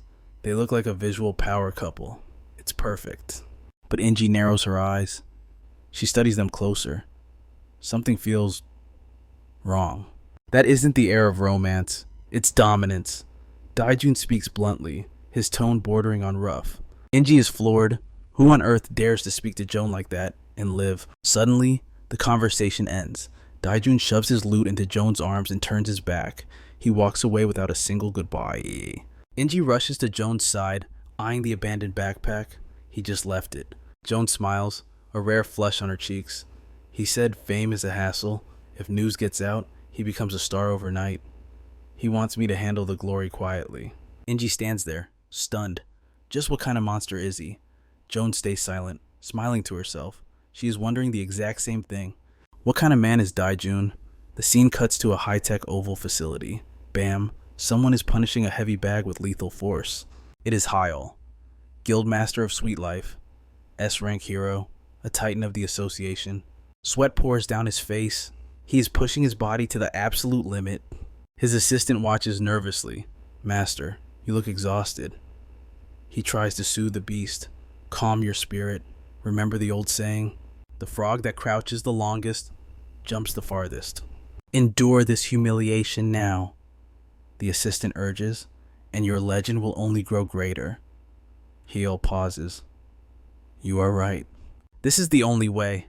I must become strong enough to crush those who look down on me. The assistant nods enthusiastically. Yes, temper your body like steel. When the time is right, your power will be absolute. The world will bow at your feet. He pours on the flattery. After all, no one understands how to conquer Cassarion better than you, Master Hyol. At the mention of the monster's name, Hyol's eyes twitch. The man presses on. History will remember you, the hero who slew Cassarion with the smallest elite team ever assembled. He hands Hyol a water bottle. The association is already preparing to grant you exclusive rating rights. Hyol snatches the bottle. He laughs darkly. Correct. No one knows that beast like I do. His mind flashes back. 3 years ago. The nightmare. That bird nearly wiped his entire guild off the map. Yet, arrogance blinds him. He believes he is the chosen one, the only hunter capable of caging that calamity. He turns to his yes man, eyes manic. Am I right? The assistant bows deeply. There is no one else but you, Guildmaster. The scene shifts to a luxurious office. Yongpyo flips through a dossier, his eyes dancing with curiosity. Yongpyo, Daijun's cousin, and a celebrated S-rank hero of the association. His aide stands at attention. It is confirmed. Daijun is the one who took down the assassin, Chi-Woo. Months ago, Chi-Woo dragged him into a gate to execute him, but the prey refused to die. Instead, Daijun awakened. The aide drops the bombshell. The client behind the hit was Hong Hee-ju, director of T Group, daughter of the W Group Empire. Yongpyo raises an eyebrow. Why would a Chaebol princess target a nobody like Daijun? The aide reveals the twisted truth. Daijun is an illegitimate son, brought into the family at 7 years old.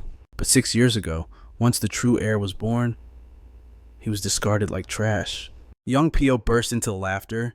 Classic blood means nothing in those families unless it's pure. He stands up, his demeanor shifting.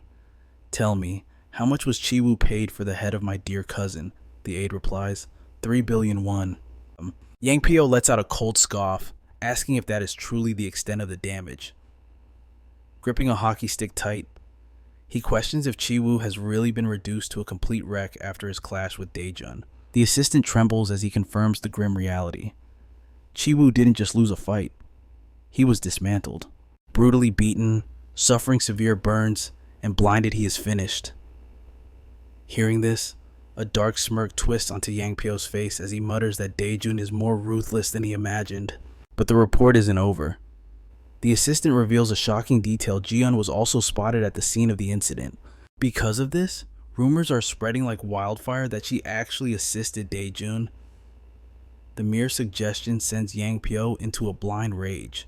He storms toward his subordinate, demanding to know why a woman like Ji-eun would help someone like Daejun. What exactly is the relationship between those two? Sweat pours down the assistant's face. With a trembling voice, he admits he doesn't know, but confirms that thanks to Ji-eun's testimony, the police buried the case quietly.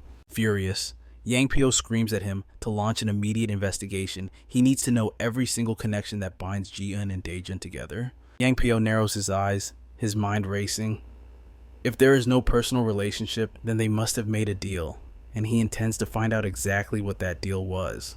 Terrified by his boss's aura, the assistant scrambles to his feet. He rushes out, promising to find the truth instantly, left alone.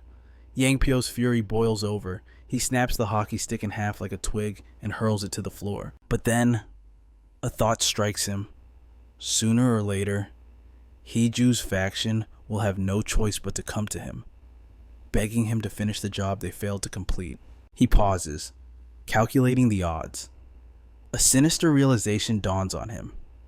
This is actually perfect. Heeju is a woman of the Chaebol families. Her pockets are bottomless. The thought of the fortune coming his way makes a greedy smile spread across his face. The scene shifts to Daijun, walking alone through the city streets. He reflects on his growth, realizing his theory was correct. Hunting in the rifts is far more efficient than the gates. However, a problem remains.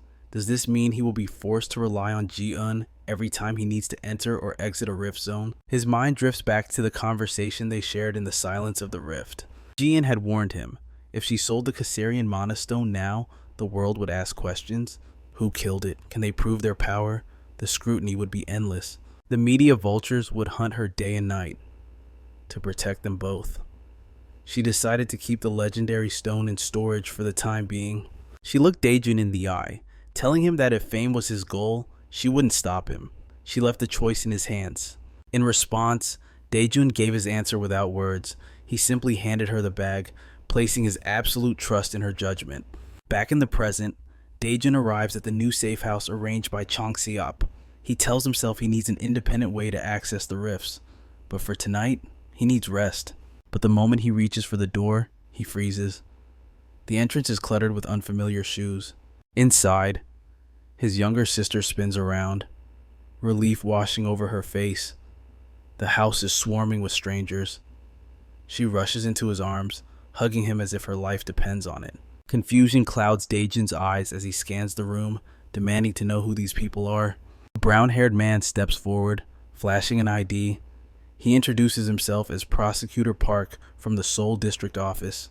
His gaze is sharp as he asks if Daejun knows Chang Seop. Daejun remains stone-faced. Park continues, declaring that Daejun is under emergency arrest for involvement in an illegal high-interest loan scheme run by HCS Capital. The scene cuts to the prosecution office. Daejun sits alone in a cold, dim Fulmime interrogation room.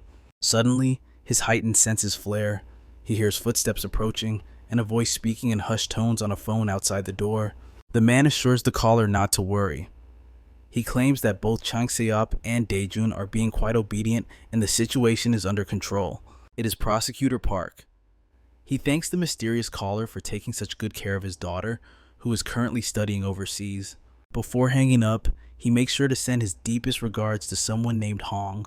The corruption runs deep. Park hangs up and stares at Daejun through the glass.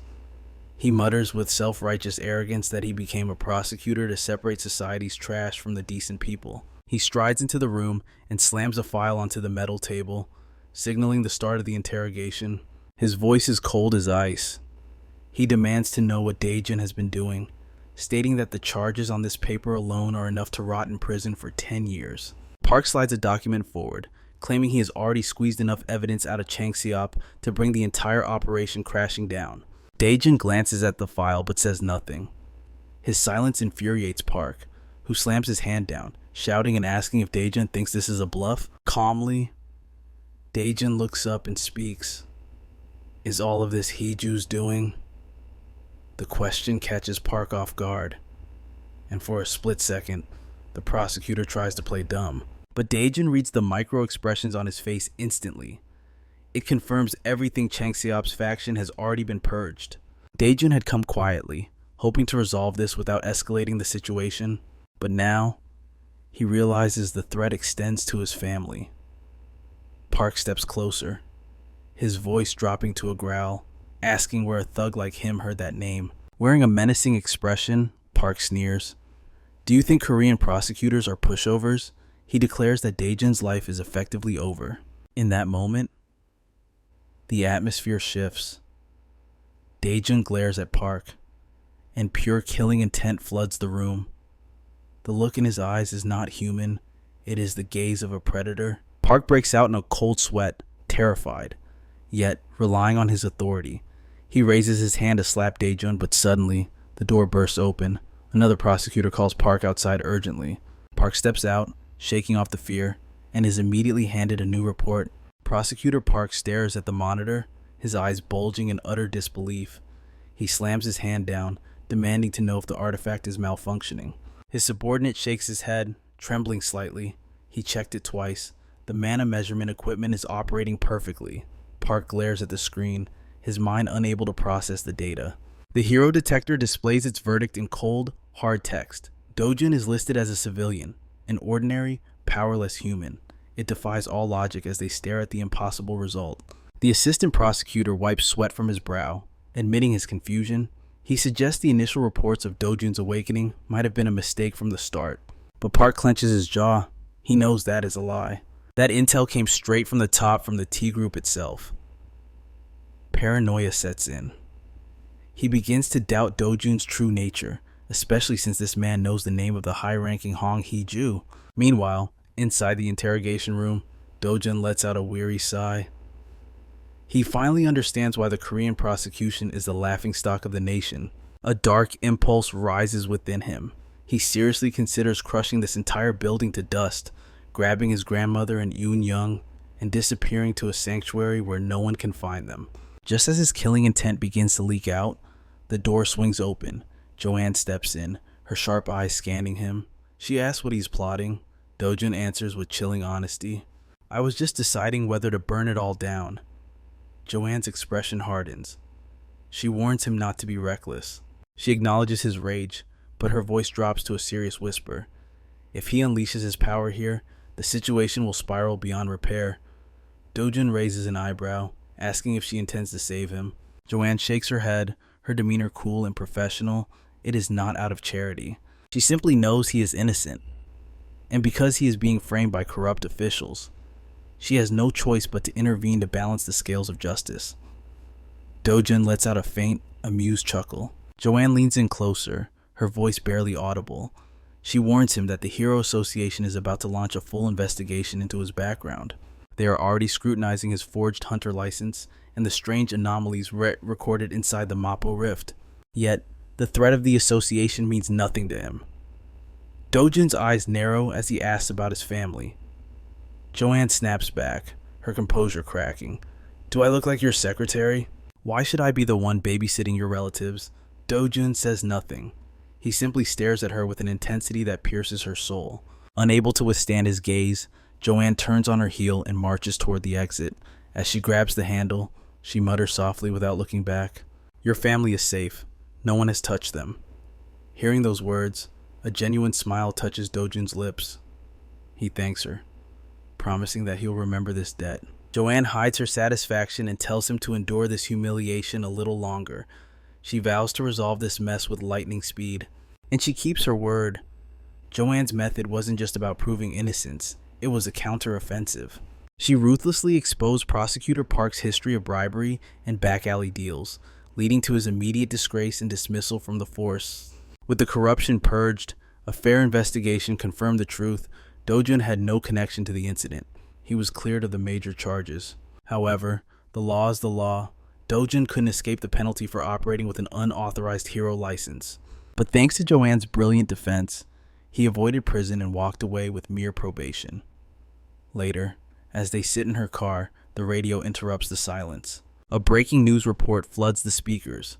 A monster, never before seen in history, has materialized in England and is massacring civilians. The reporter describes the nightmare a mantis-like predator, 1.5 meters tall, possessing 4 eyes and terrifying agility. Without missing a beat, Dojun murmurs, "It's a Macassian." Joanne slams on the brakes, staring at him in shock. Her voice trembles. How do you know that name?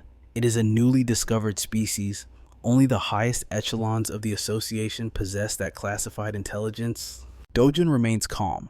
In this world, names are discovered. In his world, they were law. Magic stones are not just batteries, they are data drives containing the DNA of the universe.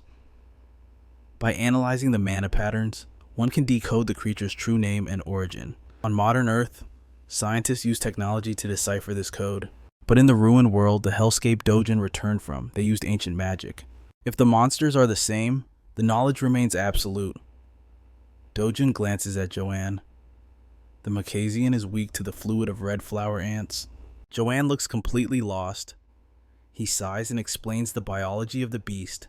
Red flower, ant fluid, is harmless to humans, effectively just water. But to a Macasian, it is a potent neurotoxin. One spray, and the monster's nervous system shuts down instantly. Suspicion clouds Joanne's gaze. She demands to know who or what he really is. Dojun offers only silence. She resumes driving, but the tension is thick. Dojun stares out the window, completely ignoring her interrogation. Then, out of the blue, he speaks. His voice is devoid of emotion. What would happen if I just eliminated Hong Hee-ju? The scene shifts to the antagonist. Hee-ju is biting her nails to the quick, sweat beading on her forehead. President Lee stands over her, delivering the bad news. She demands to know why a top-tier lawyer like Joanne is protecting a nobody like Dojun. Lee admits he is baffled. Their relationship is an enigma. Panic rises in Hee-ju's chest. She leaps to her feet, screaming, "What do you mean like he's not a hero? You told me he had awakened?" President Lee stammers, claiming ignorance. The detector said he was normal. It is obvious Dojun has power, but he possesses some terrifying ability to deceive the very machines designed to track him. This theory does not comfort her. It terrifies her. Hee-ju's fear explodes into a fit of impotent rage. Realizing she has provoked a monster she cannot measure, she issues a cold command to President Lee contact the mercenary Yang Pyo immediately. Her offer, a staggering 30 billion won to take Jun's head. However, Yang Pyo doesn't even blink at the fortune. He rejects it instantly, ordering his assistant to tell the client to double the fee. His assistant trembles, asking if 60 billion isn't too excessive. Yang Pyo simply lifts a finger and scoffs at the question. To him, it is not about the money, it is about leverage. From the client's desperate perspective, he is the only god capable of this slaughter. Once the job is done, 60 billion won will seem like pocket change compared to the problem he solves. Furthermore, now that the S-rank hero Joanne has entered the fray, the difficulty has spiked.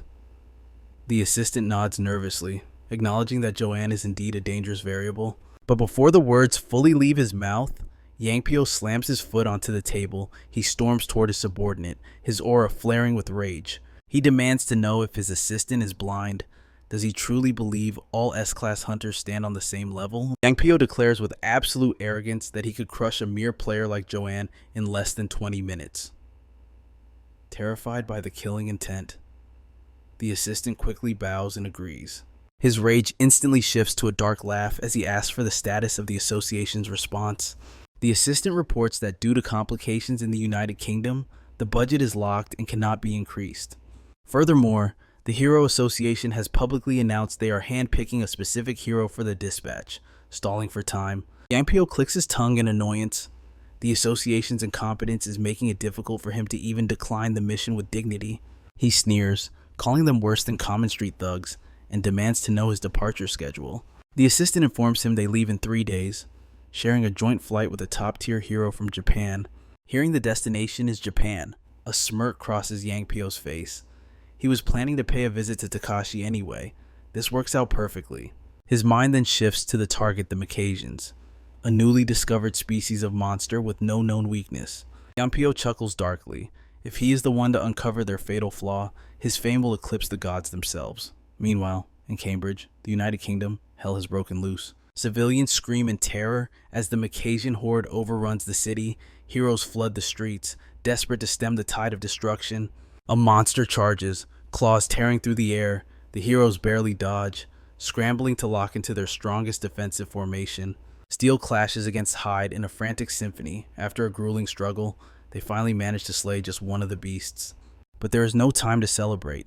Exhausted and bleeding, the heroes watch in horror as a fresh wave of Macasians rushes toward them.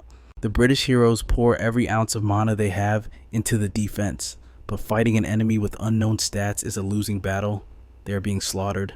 The defense line shatters. The monsters are now less than 60 kilometers from the heart of London. But suddenly, a miracle descends from the heavens. The Macasians freeze, looking to the sky before collapsing in unison. A helicopter overhead releases a mist of red flower ant fluid. Inside the chopper sits the elite strike team S-rank powerhouses from Japan and Korea, looking down at the battlefield. As the monsters writhe in agony below, the truth is undeniable. Joanne was right. The red flower ant sap is their absolute kryptonite. The invincible beasts are now powerless. The other heroes stare in awe, beginning to praise Joanne's incredible insight. However, a black-haired hero narrows his eyes, skeptical. How could she possibly know a weakness that no scholar has discovered? But Joanne ignores the doubt, commanding the squad to strike while the enemy is vulnerable. No hesitation. The heroes dive from the helicopter, weapons drawn, ready to exterminate the remaining threats. The purge is successful. With the threat neutralized, the victorious team flies back to Korea. At the airport, a frenzy awaits. A massive crowd of reporters fights for a glimpse of the returning saviors. Joanne is hailed as the absolute star of the expedition. Flashes blind them as reporters shout her praises, crediting her discovery with saving an entire nation from ruin. One reporter screams into his microphone, declaring that Joanne has pulled the British people from the depths of despair. Another calls her the supreme hunter of the operation. As the team steps through the gate, the questions bombard her. How did she find the weakness? What is her secret? The cameras capture every moment of her glory, the world hungry for the words of their new goddess. News tickers across Korea broadcast the safe return of the 200-member expedition, with Joanne's name front and center. Her brilliant strategy and command have become legend overnight, dominating every headline in the country. Korean heroes save England, reads the text. Meanwhile, Jun walks anonymously through the streets, watching the broadcast on a giant screen. He watches the footage of Joanne's triumph, followed by an interview with the arrogant Yang Pyo. The moment Yang Pyo's face appears, Jun's expression turns ice cold. Rage simmers in his eyes. Later, Jun and Joanne meet in the privacy of a restaurant. Joanne slides several wrapped gifts across the table. Jun sips his coffee, asking casually what this is all for. She explains softly one is for his sister Uni and their grandmother, and the other is for him. Jun reaches for his gift, but she stops him, whispering to open it at home. Curious, he ignores her and opens it anyway, revealing high-end designer clothing. Joanne smiles, telling him it is a mere token of gratitude. She knows the truth. She is only a hero today because of him. Compared to the knowledge he gave her, this is nothing. She looks him in the eye and says if he ever needs a car or anything else, she will buy it instantly. He is the true architect of her victory. Dojin packs his gear, casually tossing a phrase over his shoulder. If I need a ride, I'll let you know. He turns to look at Joan, his eyes serious. And be ready, I'll be needing your particular set of skills again soon. Joan crosses her arms, frustration evident. You still haven't told me how you knew the Macation's weakness. Dojin offers a cryptic smirk. Is that an answer I'm required to give? Letting out a heavy sigh, Joan decides to drop it. She shifts her gaze. Fine, so, what is your grand plan for the future? She isn't expecting him to say he wants to save the world, but worry gnaws at her. If he goes after Hiju or Yang Pyo, blood will flow and things will get dangerous. Dojin answers without hesitation. First, I'm buying a house. Joan blinks, completely blindsided. Of all the things she expected, domestic stability wasn't one of them. Wait, she asks, baffled. Are you living in a rental right now? Dojin's silence speaks volumes. Meanwhile, on a private island, Yang Pyo floats in a luxurious pool, but the water does nothing to cool his burning thoughts. His mind is fixated on Joan. She has changed strangely so. The fact that she knew the Macation's fatal weakness suggests she is hiding a secret of massive proportions. His memory drifts back to the flight to Korea, revisiting the interrogation he put her through regarding Dojin. She hadn't just exposed the prosecutor hunting Dojin. She had stood by and watched as Dojin decimated Chi-woo in combat. When pressed, Joan had remained stoic. Chi-woo started the fight, she had said coldly, and he failed to take Dojin down. Simple as that. He picked the fight first. She had repeated. At the time, Yang Pyo had laughed, mocking Chi-woo for being blinded by a few pennies. But then, a predator's grin had spread across his face as he leaned into her personal space. Regardless, Chi-woo is still my blood, and that gives me every justification I need to crush Dojin. Joan had stared at him for a long beat before turning her back. Do whatever you want. I'm going to sleep. I'm done with this. Her indifference had stunned Yang Pyo. In that moment, the realization struck him. The bond between Joan and Dojin was far more fragile than he had assumed. Joan had made her stance crystal clear. She was washing her hands of any further conflict. Back in the present, Yang Pyo mutters to the empty air, his suspicion hardening into conviction. There is definitely something wrong with that guy. Dojun. The scene shifts to England, to the region of Long Sutton, the Shrubbery, a land still scarred by the devastation of a previous monster wave. The British Hero Association has mobilized, flooding the unstable rifts with every available hero. Outside one such rift, 2 lower-ranked heroes stand guard, while the elites are deep inside, harvesting magic stones before the dreaded second wave hits. Boredom sets in. One guard grumbles. Shame the Macasians went down so fast. That red flower ant fluid really did a number on them. Even D-rankers like us could have bagged one, he boasts. The other guard nods in agreement. If we'd blocked the wave earlier, we'd be swimming in magic stones right now. But once a rift has unleashed a wave, it can never be converted into a stable gate. Then, a dark thought crosses the guard's mind. I heard the second wave won't be Macasians. Yeah, his partner replies, voice dropping. There's a different kind of monster coming this time. That's the terrifying part. We have no idea what's waiting in the abyss. Rumor has it, rifts like this have wiped out entire nations overnight. A sudden chill runs down the guard's spine. He spins toward the swirling vortex of the rift. Something is emerging. Is that the raid team? He checks his watch. It's only been 5 hours since they went in. The guards steel themselves, gripping their weapons. When teams exit, desperate civilians often try to rush the gate to steal loose magic stones. Suddenly, the rift pulses with an ominous light, making the guards flinch. But the figure emerging from the void is not a hero. A stranger steps out, a man with a face ruined by jagged scars. Panic spikes. Realizing this scarred figure isn't authorized, the guards scramble to radio headquarters. We have an intruder. The stranger doesn't speak. He simply raises a hand, and a complex green magic circle ignites in the air. Gravity defies nature.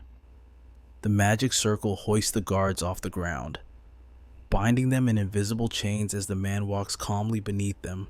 One guard desperately slashes out with a knife, but the man deflects it with a wave of pure mana. Too weak, he says, his voice devoid of humanity. He clenches his fist. The magic violently twists their bodies. Bones snap, and agony rips screams from their throats. Suddenly, the green mana curdles into pitch black, coalescing into a floating system interface. The screen reads 19%. The man's eyes narrow in fury. It's been 10 years since I arrived in this wretched world, and I'm still not even at 20%. Doubts plague him. Did he fail? Did he waste all that power trying to tear open a dimensional rift? No, he hisses, reaffirming his dark purpose. First, I need to increase my mana consumption. A dying guard wheezes, asking for his identity, but he is ignored. The scarred man charges, eyes burning with killing intent. I'll start by consuming your existence. Meanwhile, in Paju, Korea, Dojun treks through the wilderness, a massive pack weighed down on his shoulders. His instincts scream. A monster is near. The earth explodes as a worm-like beast bursts forth, drilling through the soil and vanishing underground like a shark in water. Dejin stands amidst the chaos, his gaze calm as a still lake. He presses a hand against the crater, sensing the abyss below 100 meters deep, teeming with 26 writhing monstrosities.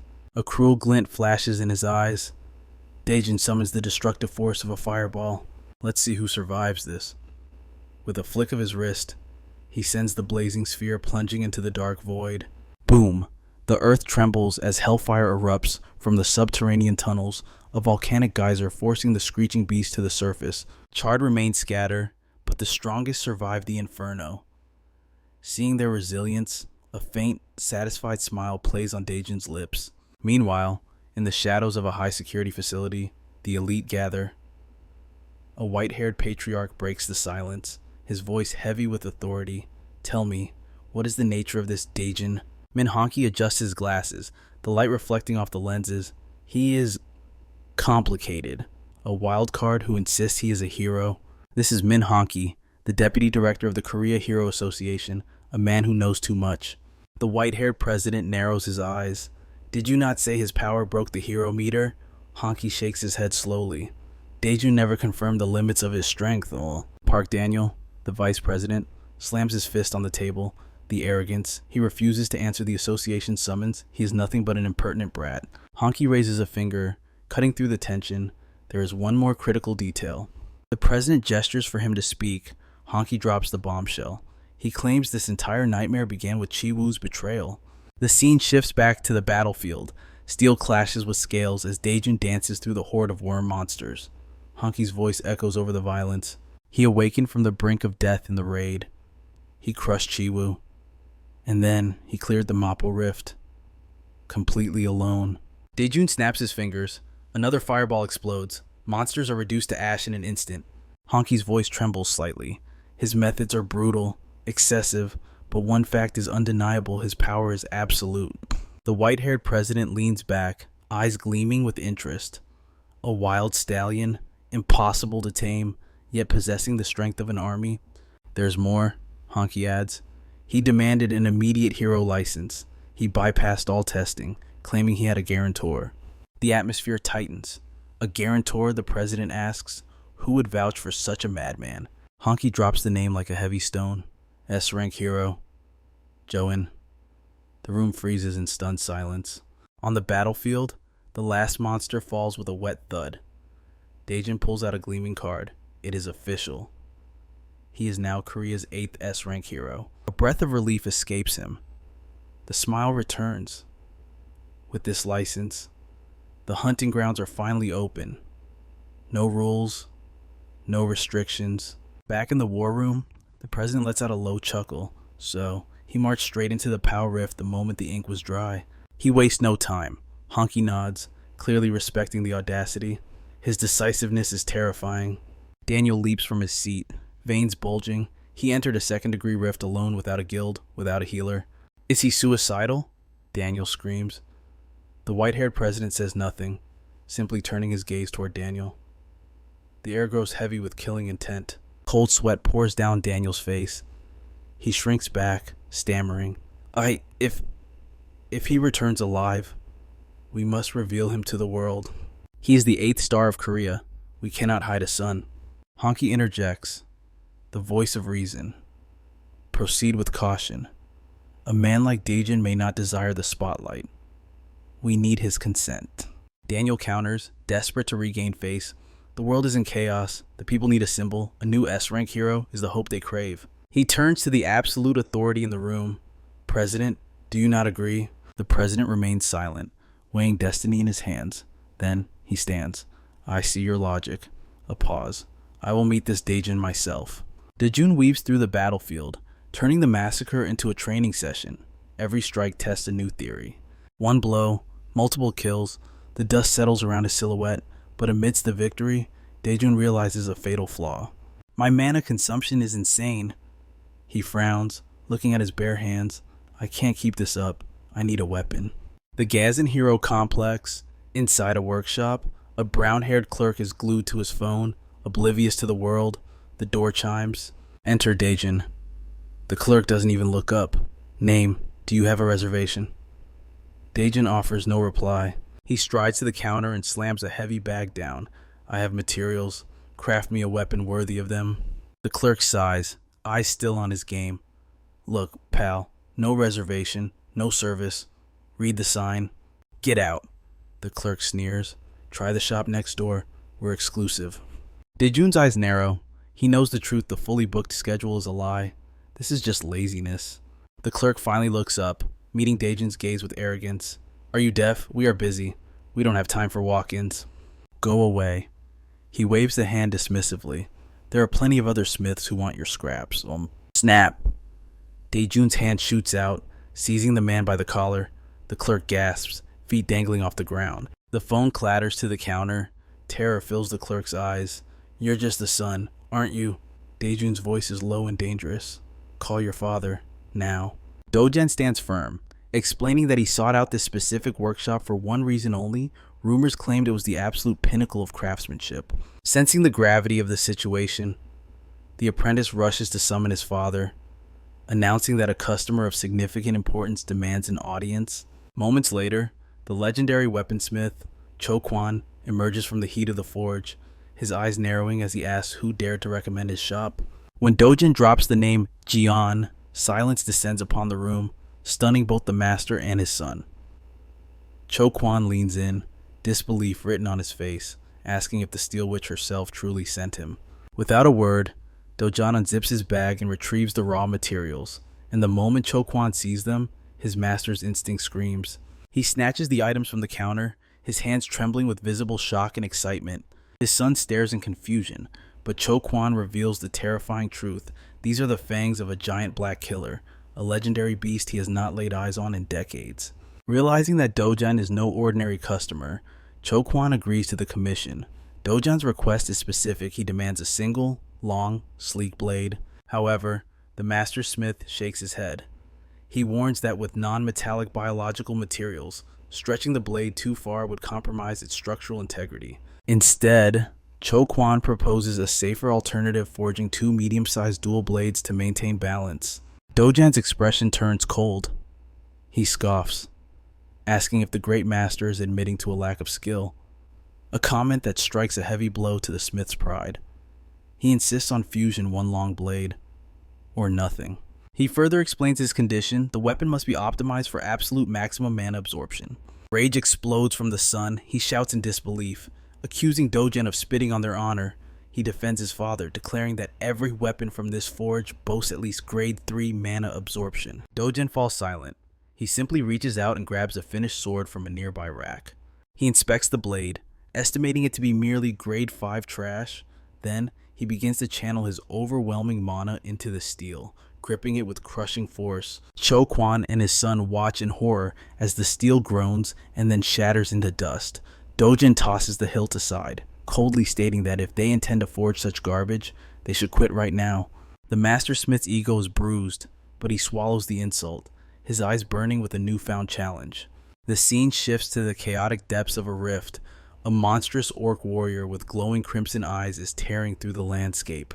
Dojan steps forward, manifesting a blade of pure mana. The beast launches a devastating kick, but Dojan moves like a phantom. He leaps high into the air, bringing his blade down in a crushing strike against the monster's shoulder.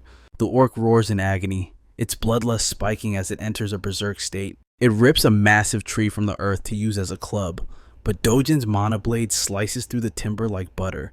He charges through the debris, landing a critical strike deep into the monster's flesh. But the nightmare isn't over. The orc begins to regenerate instantly.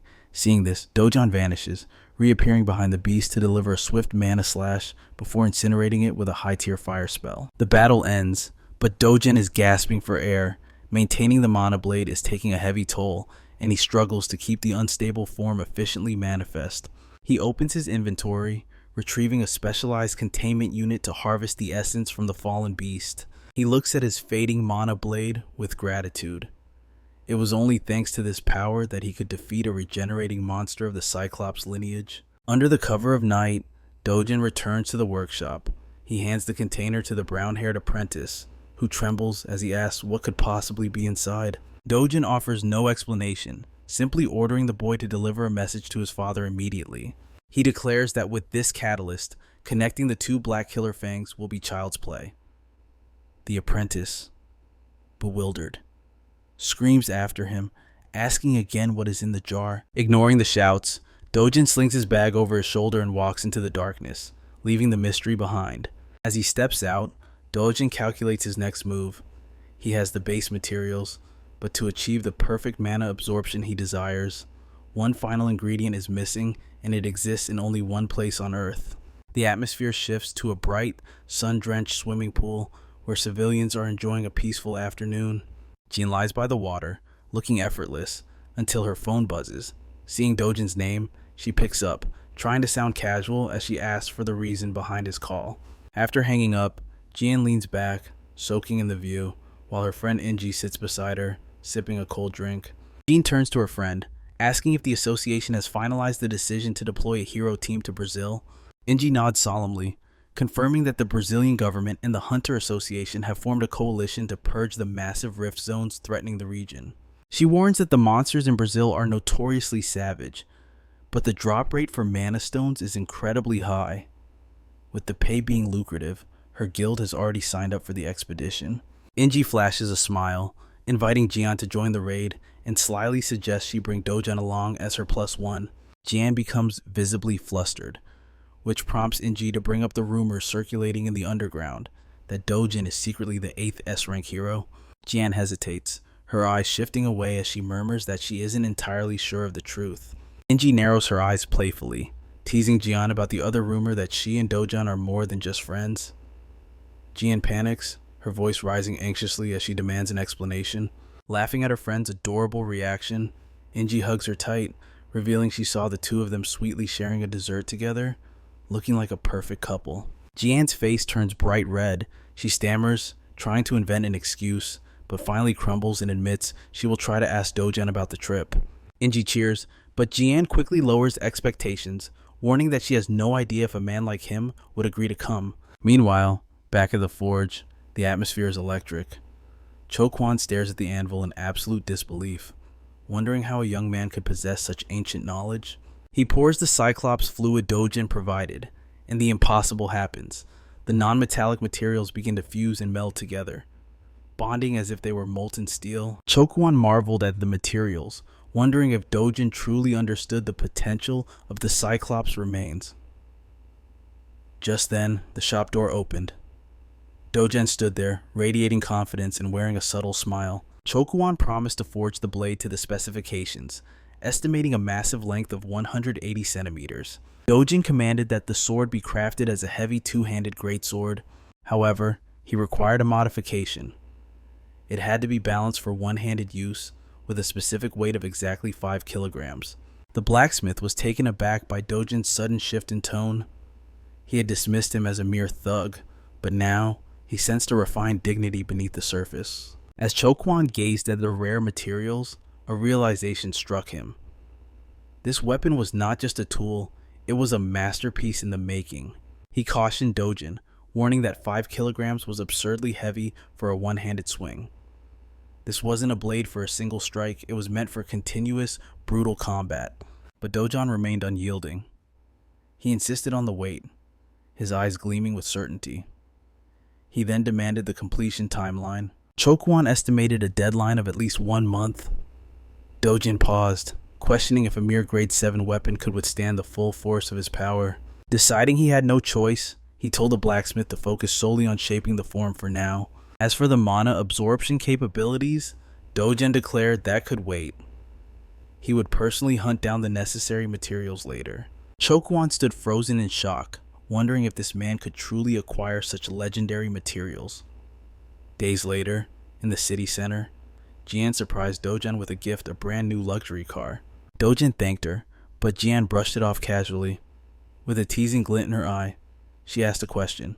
She wondered if she looked petty to him, considering she had only bought him a cheap vehicle worth 1 billion won. Dojin replied that it was perfect, causing a flush to creep up Jian's neck. As he inspected the sleek machine, Jian's expression turned serious. She asked about the situation with the Hero Association. Dojin scoffed. They wanted to profit from his identity, so he told them to pay up if they wanted to use his name.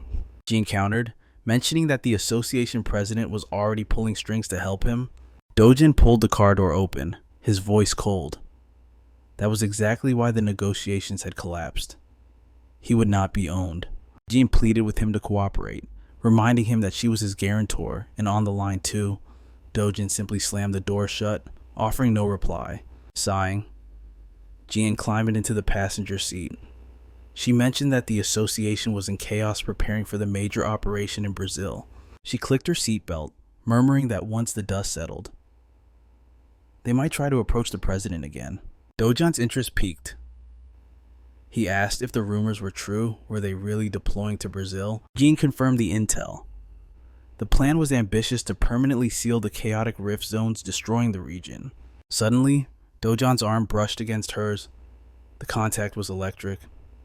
He asked if she was participating. Her face burned red as she politely confirmed she was. When she asked why he cared, Dojin casually decided he would tag along. Jian's face turned an even deeper shade of crimson. Meanwhile, elsewhere in the city, Hiju was also turning red, but from pure rage. The mercenary Yangpyo was extorting her for even more money to complete the hit. He laughed like a hyena, mocking her frugality. Hiju screamed that she had already paid a 3 billion won advance, yet his greed knew no bounds. She stood up, trembling with fury. She demanded a deadline for the kill, regretting that she hadn't hired a professional instead of this leech. But Yang Pyo just smirked, leaning back arrogantly. He claimed no one else would dare touch a job this dangerous. Hiju snapped, yelling that the underworld was full of killers who would take cash without asking questions. Yang Pyo shook his head, looking at her with pity. Her information was dangerously outdated. He decided to offer her a piece of free advice. He dropped the bombshell. Dojin was no ordinary man. He was effectively an S-rank hero, comparable to the 8th strongest in all of Korea. Hiju refused to believe the nightmare. Yang Pyo scoffed at her denial. He had paid a fortune for that intel. If she doubted him, she could just wait for Dojan to come and end her miserable life. As he turned to leave, panic seized Hiju. She grabbed him, her voice trembling as she asked if Dojan was truly an S-rank monster. Terror clawed at her throat. She realized she had kicked a dragon's nest. Desperate, she agreed to pay whatever Yang Pyo wanted. Dojan had to die, no matter the cost. Yang Pyo grinned, his eyes gleaming with greed. The money was good, but he also demanded a long-term alliance with her corporation. She screamed her agreement. She would do anything. He just had to ensure Dojin stopped breathing. Right then, Yang Pyo's phone buzzed. A dark smirk twisted his face. It seemed the heavens were blessing their murderous plot. When she asked for details, his eyes narrowed. The perfect killing field had just opened up. Meanwhile, the elite heroes of Korea prepared for deployment. Officials reviewed the dossiers of the 5 S-rank legends selected for the raid. The roster was terrifying Jang Suno, Park Hyol, Jian, the treacherous Yang Pyo, and finally, the mysterious rookie, Dojin, a ghost to the public eye. The jet roared across the ocean, touching down in the heat of Brazil. At the headquarters in Sao Paulo, tension filled the room as international leaders gathered. An officer burst in with urgent news. The Korean expedition team had just landed on the tarmac. A dark-haired commander nodded grimly. It was good news. The Koreans had arrived faster than any other nation, ready to face the abyss. A long-haired officer sneers, noting that the Korean heroes skipped their lodging to rush straight into battle. He mocks their behavior, calling them the typical hurry-up nation. However, a shadow of genuine concern crosses his face. He fears the Korean team might unearth confidential secrets buried deep within the mission. A mustached commander replies with chilling calm that no secret remains eternal.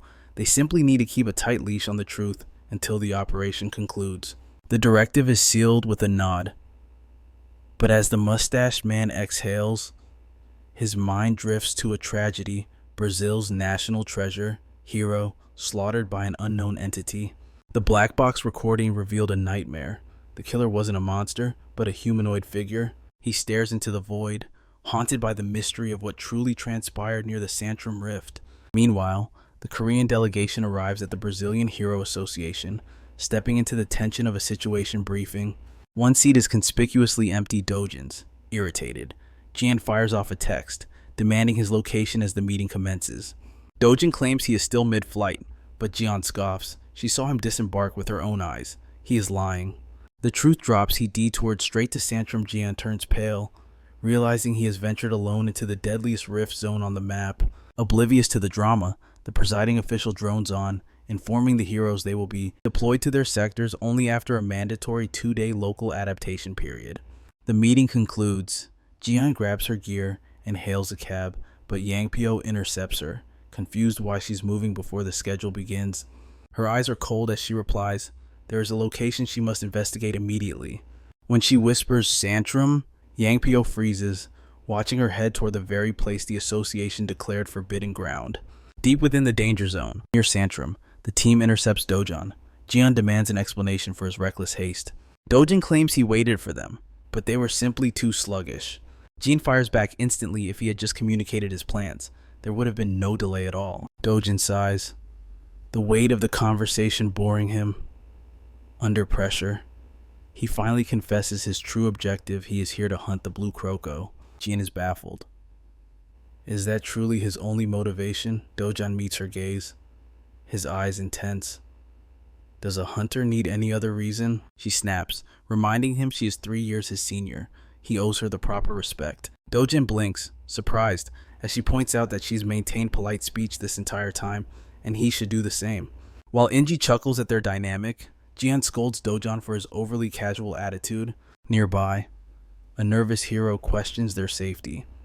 wondering if they should really be this deep in the rift zone. His comrade reassures him that Jian is elite, but notes with disdain that the rookie, Dojan, is the one leading the charge. A red-haired hunter interjects, his voice serious. There are levels to this game. He warns them if that is Dojin, they are looking at perhaps the most legendary rookie in history. The men stand in awe, while the legendary rookie continues his petty argument with Jian. Jian asks if he intends to close the rift. Dojin cuts her off sharply. Silence. He traveled across the globe for materials, and he intends to harvest them all. Jian is left bewildered by his obsession. Sudden bloodlust fills the air. A beast strikes. The brown-haired hero deflects the blow just in time. Instincts take over as the team snaps into battle formation. The red-haired hunter trembles. The beast is far more terrifying than the report's panic sets in. This might be a massacre. Move. A single command cuts through the fear. Dojin steps forward. He unsheathes his blade, recalling Chuan's warning. To harvest the blue Crocco's heart intact requires surgical precision. Wielding Chuan's masterpiece, Dojan explodes into motion. In a blink, steel sings, and the monsters are annihilated before they can even scream. Silence falls. The doubters stand with jaws dropped, their minds struggling to comprehend the abyss of power Dojin possesses. The sun sets, casting long shadows over the team's campsite. Exhausted but alive, the squad rests. The campfire crackles, illuminating the faces of heroes unwinding after the adrenaline dump. One name dominates the conversation, Dojan. The shock of the battle still lingers in the air. A hunter whispers in reverence he felled the blue Crocco in a single breath. Another adds that the kill count was impossible to track. He was a one-man army. It was a display of godlike skill. The group is united in admiration, praising the rookie's terrifying composure. The awe is written plainly on his face. One of the brown-haired hunters leans in, checking his surroundings like a conspirator. "Keep this between us," he whispers, voice trembling. But Dojin, he soloed a Kokus Drake the exact same way. The others freeze, eyes widening in shock. "You mean that massive avian catastrophe?" one stammers. "He took that down too." The pieces finally click into place. Dojin isn't just a strong hunter. He exists in a realm they can't even comprehend. He is far from an ordinary hero. The scene transitions to the Enigma himself, calmly tending to a campfire as if the world isn't watching. Joan approaches, curiosity piqued by his relaxed demeanor. She asks if he's finished dismantling the colossal Crocco beast. Dojin doesn't even glance up. He gestures to the perfectly butchered remains and states flatly, "Already done." Joan blinks, stunned by his terrifying efficiency. What on earth does he plan to do with all those materials? She wonders silently. But then, the grill catches her eye. Her brow furrows in confusion. "Wait, what exactly are you cooking?" "That definitely isn't beef." Dojin answers with casual indifference. "Blue Crocco meat. It's edible. Want a bite?" Joan recoils, her face a mask of shock. "Excuse me, that monstrosity's edible. We packed gourmet rations, didn't we?" "Why hunt for a meal like a savage?" Dojan just shrugs, chewing calmly. "Suit yourself. If you don't want it, don't eat it." Unfazed by her judgment, he takes another savory bite while Joan watches, utterly bewildered. Enter Inji, drawn by the strange aroma. She spots the sizzling steaks. "You've got to be kidding me," she scoffs. "We have plenty of supplies. Why go through the trouble of cooking monster flora?" But before Inji can finish, Joan surprisingly takes a seat. She picks up a skewer. Inji gasps, horrified. "Joan, are you seriously putting that in your mouth?" "Dojin said it's safe," Joan murmurs. She takes a tentative bite, and her eyes widen. "It's not just edible. It's delicious." Inji stands there paralyzed. No way. This defies all logic. Unable to wrap her head around it, Inji leans in close to Dojin. "Okay, spill it. What's your secret?" Joan has never had a boyfriend. She's the Ice Queen, so what's your play? How did you charm her into eating that? Dojin blinks.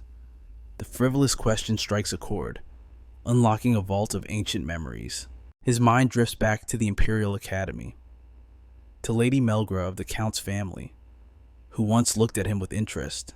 He remembers his mid-20s, Ruinda Leslian, the brilliant ace of the Leslie clan who stood by his side. And finally, the end of the world. Veronica, his final resting place, a memory that tastes of ash and regret. Inji's voice snaps the trance. Hello, Earth to Dojin. He turns to her, expression unreadable. The honey does not seek the bee. Inji stares, dumbfounded. That is the cheesiest line I have ever heard. Meanwhile, Joan is happily devouring another skewer in the background. Panic rises in Inji. She rushes over to intervene. Stop eating that, you'll get sick. The scene shifts to the gleaming skyline of Sao Paulo. High official Yang Pio sits in his office, the air heavy with tension, as his assistant delivers the report. The intel on Dojin and Joan makes no sense. Yang Pio frowns. I don't understand, he mutters darkly. The operation hasn't even commenced. Are you telling me they mobilized this quickly over free food? The assistant nods nervously. It appears the Violet Magnolia Guild has formed a temporary alliance with Dojin. Yang Pio taps his desk. Is there a high-value target near Santrum, a boss monster I missed? Negative, sir. I have consulted Brazilian command. That sector is just a death trap. The assistant swallows hard. Dojin is a variable we cannot calculate. Yang Pio sighs. Suddenly, his phone screams. It's Director Hee-ju. Director, to what do I owe the pleasure?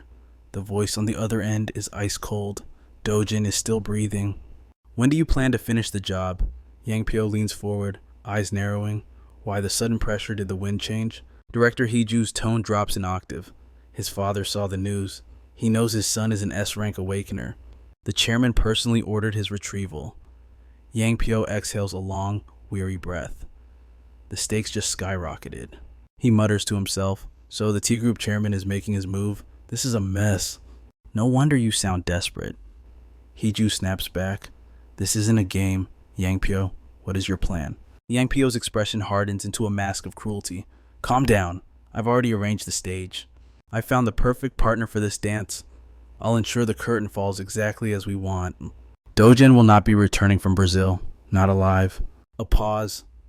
Then, Hee-ju replies with grim satisfaction.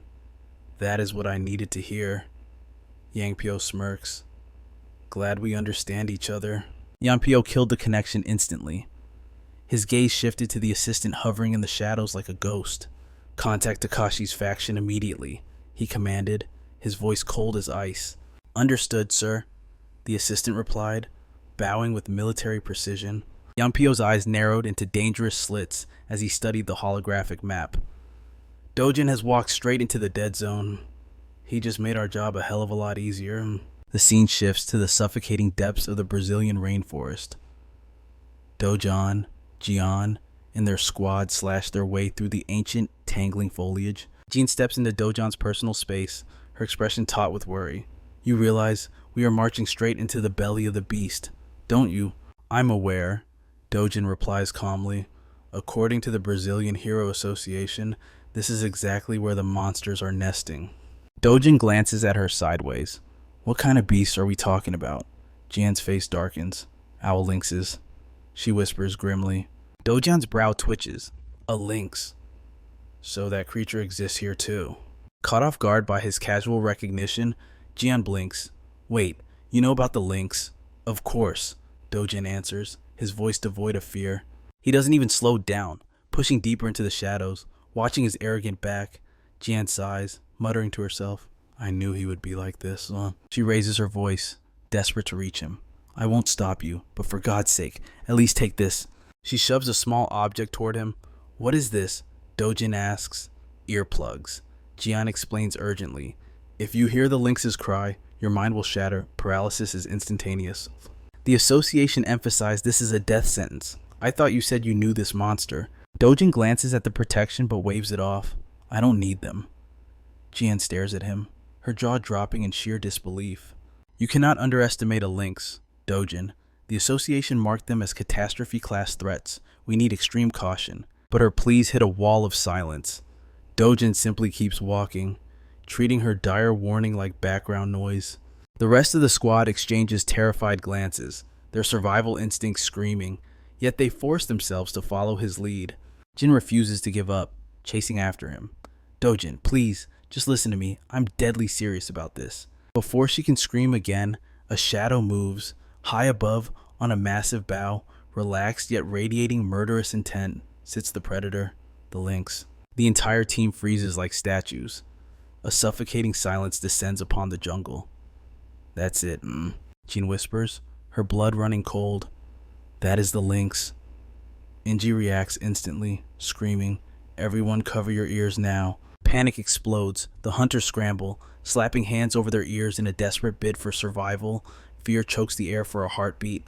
But amidst the chaos, one figure remains motionless. Dojin stands alone, directly beneath the beast. He isn't moving. He isn't flinching. Instead of looking at the monster, he gazes calmly at the sky, as if bored by the threat of death. The beast is only meters away. Suddenly, the lynx unleashes a soul-shaking howl, forcing every hunter to their knees in agony. Everyone, except Dojin, Jian, peeking through her pain, watches in shock. Why isn't he affected? Without a wasted second, Dojin explodes forward. Roaring flames erupt from his hands as he launches a direct assault on the lynx. Shockingly, the crushing pressure of the howl vanishes instantly. The terrified creature turns tail and flees into the darkness, with Dojin hot on its heels. What just happened? Inji stammers, bewildered. How did he silence the cry?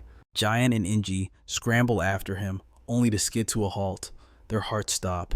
Nearly a dozen lynxes glare down from the canopy, waiting for them. One beast locks eyes with Jian, its psychic energy piercing her mind, but Dojin is faster. He shields her vision instantly. It's not the cry that paralyzes, he reveals.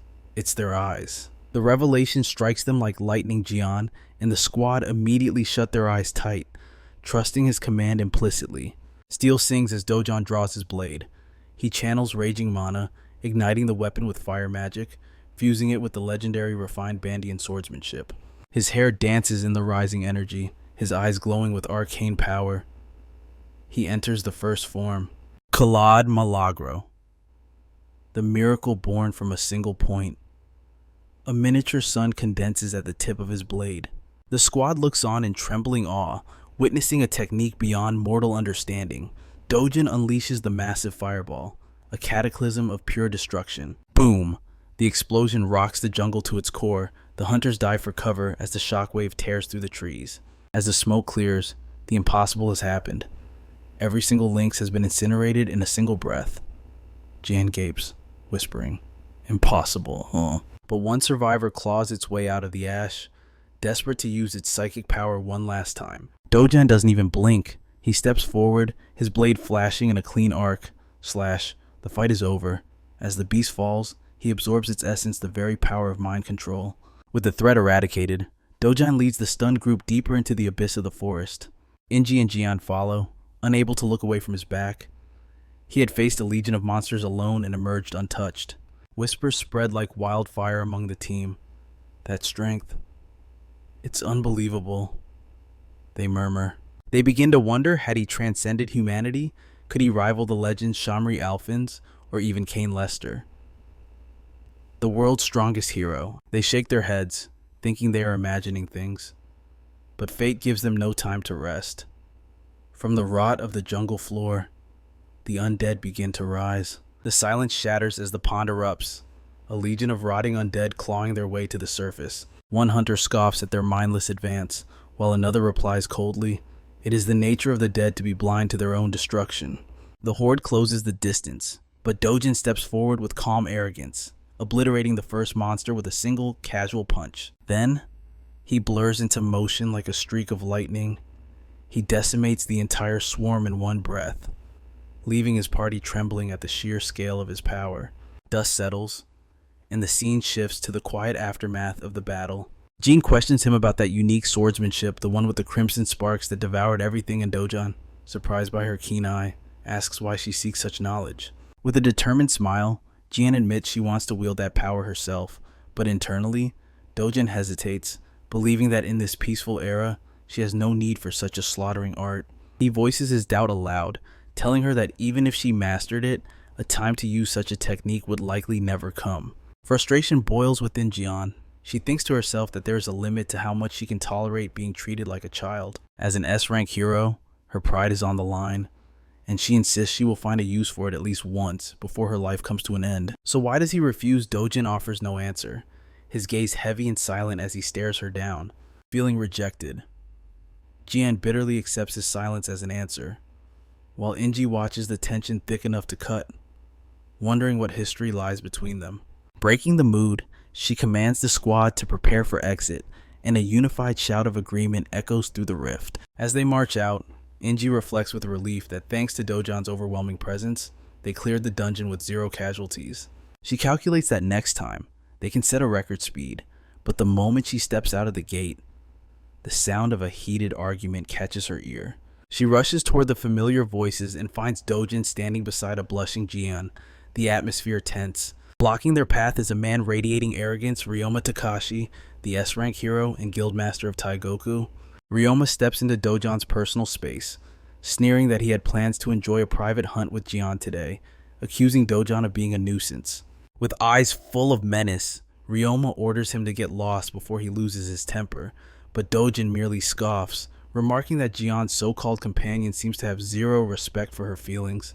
Jian's eyes widen in shock. She realizes Dojan understands Japanese perfectly. As Dojin admits he knows enough, Ryoma snaps, his murderous aura exploding outward as he demands to know what filth Dojin just spouted. A lackey steps forward, barking like a dog, screaming at Dojin to bow his head and beg for forgiveness. Another warns him to show respect to their master, but with cold eyes, Dojin replies that he has no interest in their hierarchy and tells them to back off. Sparks fly as the 2 men lock gazes, and Inji's heart races in panic, realizing this is the Taigoku Guild, one of the top 5 powers in Japan. Ryoma is a monster known for his volatile rage, she thinks.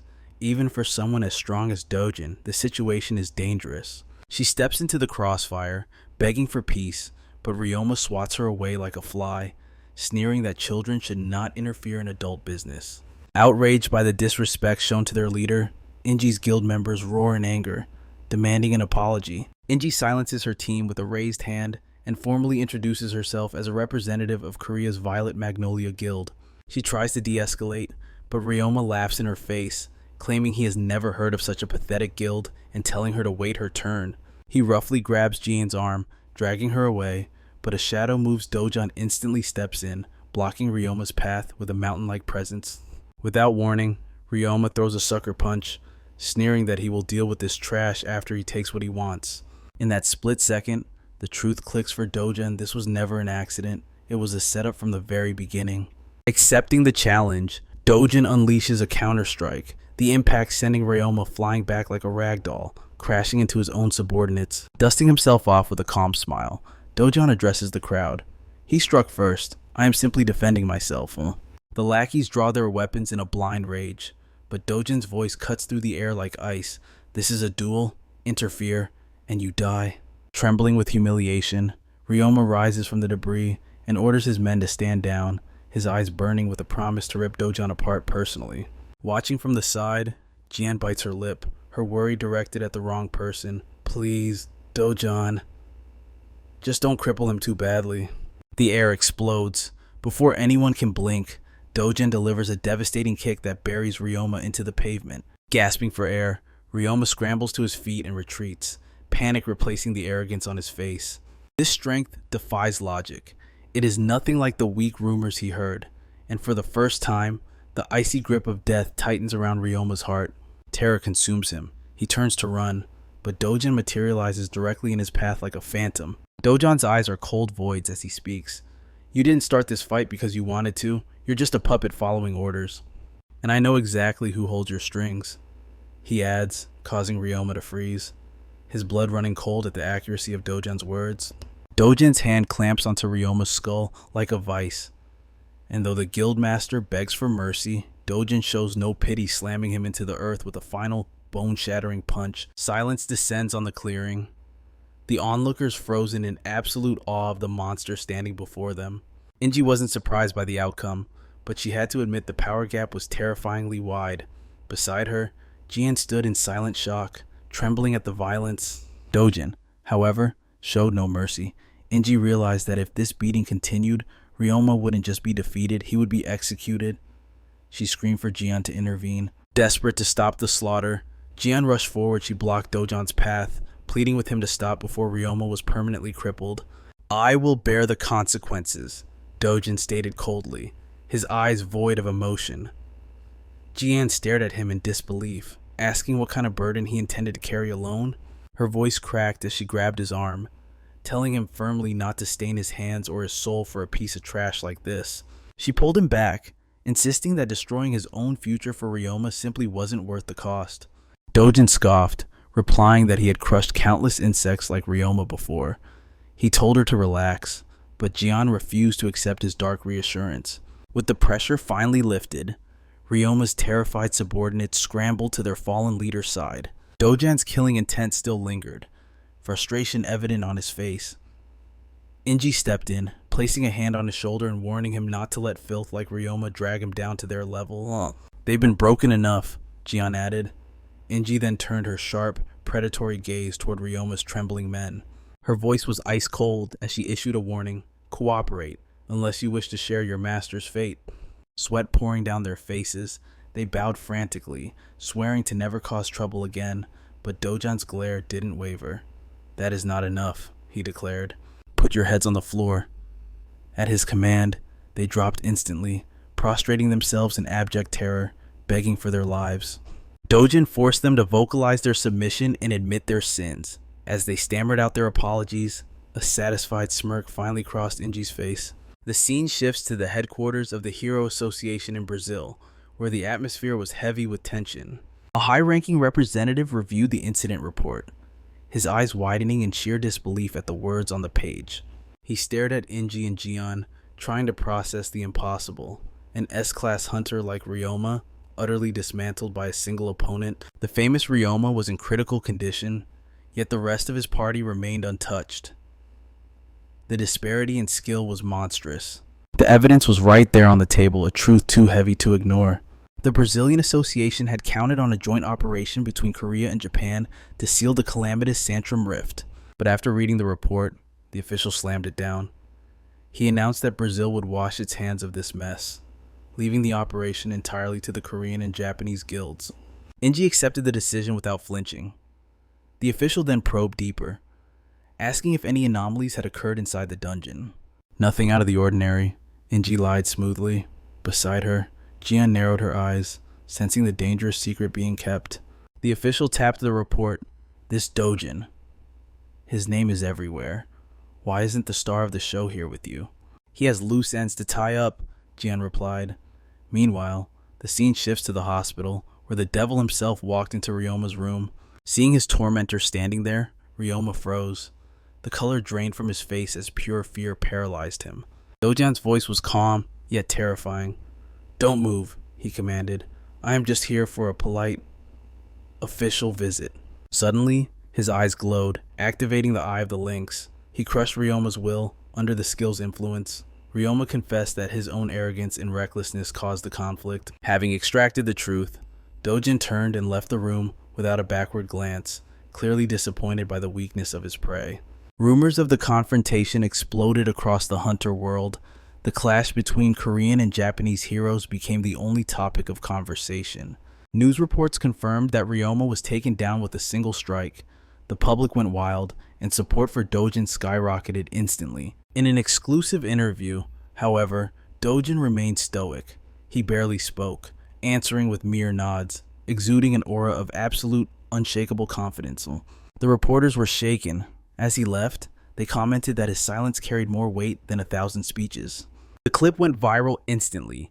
Netizens flooded the comments with praise, typing, "That is the look of a true ruler. That is God Dojan." Back at the Hero Association, Director Nat Hang reviewed the chaotic situation with a calculating gaze.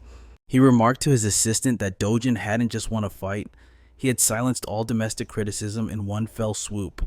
It is truly explosive, sir. The assistant agreed. News about Hero Dojin is trending every single day. The public is obsessed. But the assistant hesitated, voicing a suspicion. Is it really true that the Japanese Association dropped the investigation entirely? The victim himself, Ryoma, requested it, Hang replied, though his tone suggested he knew better. It makes no sense, Hang mused. That snake Ryoma never backs down without a scheme. This implies one thing, he continued. There is something Japan is terrified of letting into the light. I can feel it, Hang whispered. The balance of power is shifting. Soon, the entire world will revolve around Hunter Dojin. The focus then returns to the mission at hand. The operation to seal the Brazilian rift was only 24 hours away. The Korean vanguard had already arrived, forcing themselves to adapt to the unfamiliar mana density of the region. They mingled with international heroes, unaware that they were standing on the precipice of a legendary battle. They strategized deep into the night, mapping out joint operations and refining every detail of their individual battle plans. Before the coming war, a grand banquet was thrown to boost morale, and the star of the night was none other than Seo Dojan. Dressed in a sharp suit that commanded respect, Dojan stood at the center of attention, conversing with the elite heroes of the realm. Inji watched the scene unfold. The legend of Dojan crushing Takashi had gone global. Everyone who approached him wanted a piece of that glorious victory. Yet, despite the fame, Dojan remained humble. Inji was awestruck, whispering that compared to his radiance, she and Jian felt like mere commoners. But Jian remained dangerously silent. Her face was stiff and cold, as if she had turned to stone, ignoring Inji's words entirely. Curious, Inji followed Jian's icy stare to find the source of her distress, and then she saw it. Dojan was locked in deep conversation with a woman of breathtaking beauty. It was Gloria Tyler, the American S-rank powerhouse and the world's #1 ranked beauty. Annoyed by the tension, Inji slapped Jian to snap her out of it. Inji teased that Jian's sour mood was ruining the vibe. Why sulk in the shadows when she could simply go over and claim her territory? Jin blinked in confusion, but her body moved on its own. Before she knew it, she was walking toward Dojan, her cheeks burning crimson. Seeing Jian approach, Dojan greeted her with a smile that could melt winter snow. Sensing the shift in the air, Gloria gracefully excused herself, but as she departed, she whispered a single, mysterious name to him. Castle. Startled, Jian demanded to know who Castle was. Dojan replied with terrifying calmness that Castle was simply another name for himself. Jian was floored. Dojan had an English alias. He shrugged it off, explaining it was merely a ghost from his past life. But Jian's mind raced. Had he lived overseas during his childhood, the mystery of Seo Dojan only deepened. She had checked his hunter records, and there was no mention of foreign residence. Pouting, she wondered, why did he keep so many secrets from her? Meanwhile, from the darkened corners of the hall, Kong watched them with eyes full of malice. He scoffed at Takashi's incompetence. If you want a job done right, you do it yourself. He decided it was time to crush Dojan personally. Creeping closer, he overheard Jian's frantic whispers, pleading with Dojan to be vigilant. She knew his strength was absolute, but the underworld didn't play fair. Takashi's allies were snakes lying in wait, and they could not be underestimated. Just as she began to list the threats, Dojan silenced her with a sharp wave of his hand. Jin gasped, but Dojan's eyes were cold. He dismissed the threats as mere insects cowards like Takashi, who only knew how to posture. To a dragon, the buzzing of flies is never a concern. Hearing this arrogance, Kong's blood boiled, rage consumed him, and he swore a blood oath to tear Seo Dojan apart with his bare hands. Later that night, the atmosphere shifted completely. Standing before the abyss near Santrum, Inji whispered that she had never seen a rift like this before. The gate swirled with the dark, murky energy that seemed to devour the light itself.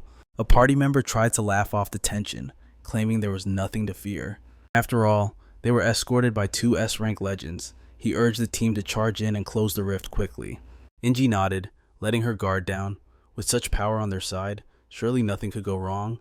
She signaled the advance, but as they crossed the threshold, Dojan froze. His instincts screamed of danger. Jian, sensing his unease, instantly stepped to his side. His voice was low and serious as he asked, "Can't you feel that?" Jian was baffled. She looked to Inji, who shook her head in confusion. But the shadow on Dojan's face only grew darker. He explained that the mana density in the air had just spiked to abnormal levels. High above in the canopy, a monstrosity crouched, watching them. Its internal system chimed energy accumulation at 23%. A twisted smirk curled on its lips. It wouldn't be long before it hit the critical 30% mark. Its eyes locked onto Dojan. It hissed, muttering that slaughtering them all would be the quickest path to power. Suddenly, a crushing pressure descended upon the party, forcing the very air out of their lungs. Dojan's eyes narrowed. This mana was viscous, suffocating, far denser than the nightmare of the Petishua forest. Jian watched him with trembling eyes. It was the first time she had ever seen the invincible Seo Dogen look truly tense. That fear confirmed it, death was lurking nearby. Inji quickly shouted for her team to hold their composure. She theorized that this oppressive gravity was merely a unique trait of this distorted rift zone. Their movements were sluggish, weighed down by the atmosphere. She barked a command to stay sharp and keep their guard up. Inji issued her orders. Jian was to anchor the defensive formation, and she pleaded with Dojan to cover their flank. Jian nodded, stealing her resolve. Dojan silently agreed, his senses already scanning the darkness for the first strike. Dojan analyzed the situation with cold logic. Until they understood the anomaly in the mana density, a defensive formation was their only lifeline. Inji stepped up, her voice cutting through the tension to rally the squad. She reminded them that failure was not an option. Their mission was absolute close the rift at all costs. "Stay sharp," she commanded, determination blazing in her eyes. "We move forward." The team roared back in unison, their morale restored. Meanwhile, half a world away, in the Santrum Rift Zone near Manaus, the largest city in northern Brazil, an elite coalition of French, Korean, and Brazilian hunters had entered a different dungeon, expecting a routine clear. But inside, a nightmare unfolded. The heroes were being slaughtered, their formations crumbling against an overwhelming onslaught. Their enemies were killer bees monstrous, flying wasps that filled the sky like a buzzing plague. This is impossible," one hunter screamed, his mind unable to process the horror before him. By all logic, killer bees were mere C-rank fodder, creatures that even a rookie squad should handle with ease. Yet here, even veteran A-rank heroes were dropping like flies. A bee saw an opening and dived, its stinger gleaming with death. The hunter, running on pure adrenaline, threw a desperate haymaker and crushed the insect's skull in a spray of ichor. But there was no time to breathe. The buzzing grew louder as dozens more descended, and his body felt heavier than lead. A suffocating pressure crushed his mana cores, rendering his skills almost useless. Despair washed over him. In this living hell, he wondered if a single soul would make it out alive. The scene shifted back to Dojin's team. Inji narrowly evaded a lethal blow. The team froze. They were surrounded by black orcs. Since when do black orcs possess this kind of aura? A party member gasped, trembling in shock. Inji didn't answer. She couldn't. The air was too thick with killing intent. Two teammates flanked an orc, unleashing their strongest spells, direct hit, but when the smoke cleared, the monster stood completely unscathed. The orc roared, swinging its massive weapon in a deadly counterattack. Death seemed certain until a shadow blurred past Jian intercepted the blow, saving her teammates at the very last second. "Thank you, Jian," they cried, but her eyes were cold steel. "Don't be reckless," she scolded, her aura flaring. Then, she exploded into action, charging the black orc head-on in a blur of motion. The axe came down, but Jian was already gone. She activated her movement technique, slipping past the guard with phantom-like agility. A spin, a pivot, and crack. Her heel slammed into the orc's temple with surgical precision. She didn't stop. Leaping into the air, she delivered a second thunderous kick, driving the behemoth crashing into the earth. Another black orc lunged, but Jian vanished, leaving an afterimage that caused the monster to strike empty air. The beast stumbled, confusing its allies and leaving itself wide open. Jin materialized behind it. With a devastating roundhouse, she sent the massive creature ragdolling into a nearby tree. The team watched, jaw dropped, overshadowed by Dojin's monstrous strength. They had forgotten the truth. Jin was a predator in her own right, a genuine S-rank powerhouse. Pure admiration filled their eyes as they witnessed the dance of a master martial artist. Suddenly, another orc roared to charge, but Dojan was already there. One earth-shattering punch, and the monster dropped instantly. His strike silenced the battlefield. But beneath the victory, Inji felt a chill crawl up her spine. If the gatekeepers were this strong, what kind of catastrophic horror awaited them in the boss room? Even with 2 S ranks, survival was not guaranteed. Jian walked over to Dojan. "What do you see?" "Look closer," Dojan whispered. "Focus on the air surrounding their bodies." Jian narrowed her eyes, straining her senses against the gloom. "You need to push your perception to the limit," Dojan instructed. Finally, she saw it. That faint black ripple. Dojan's voice dropped to a grim growl. "That is the source of their unnatural power." "Dark mana," he muttered. "Why is it manifesting here?" The color drained from the party members' faces. The realization struck them like a physical blow. The rift wasn't just active, it was tainted by the abyss. Pushing through the fear, the party advanced, working in perfect sync to cut a path through the dungeon. But the nightmare deepened. Even trash mobs like swamp ghouls were displaying elite-level durability.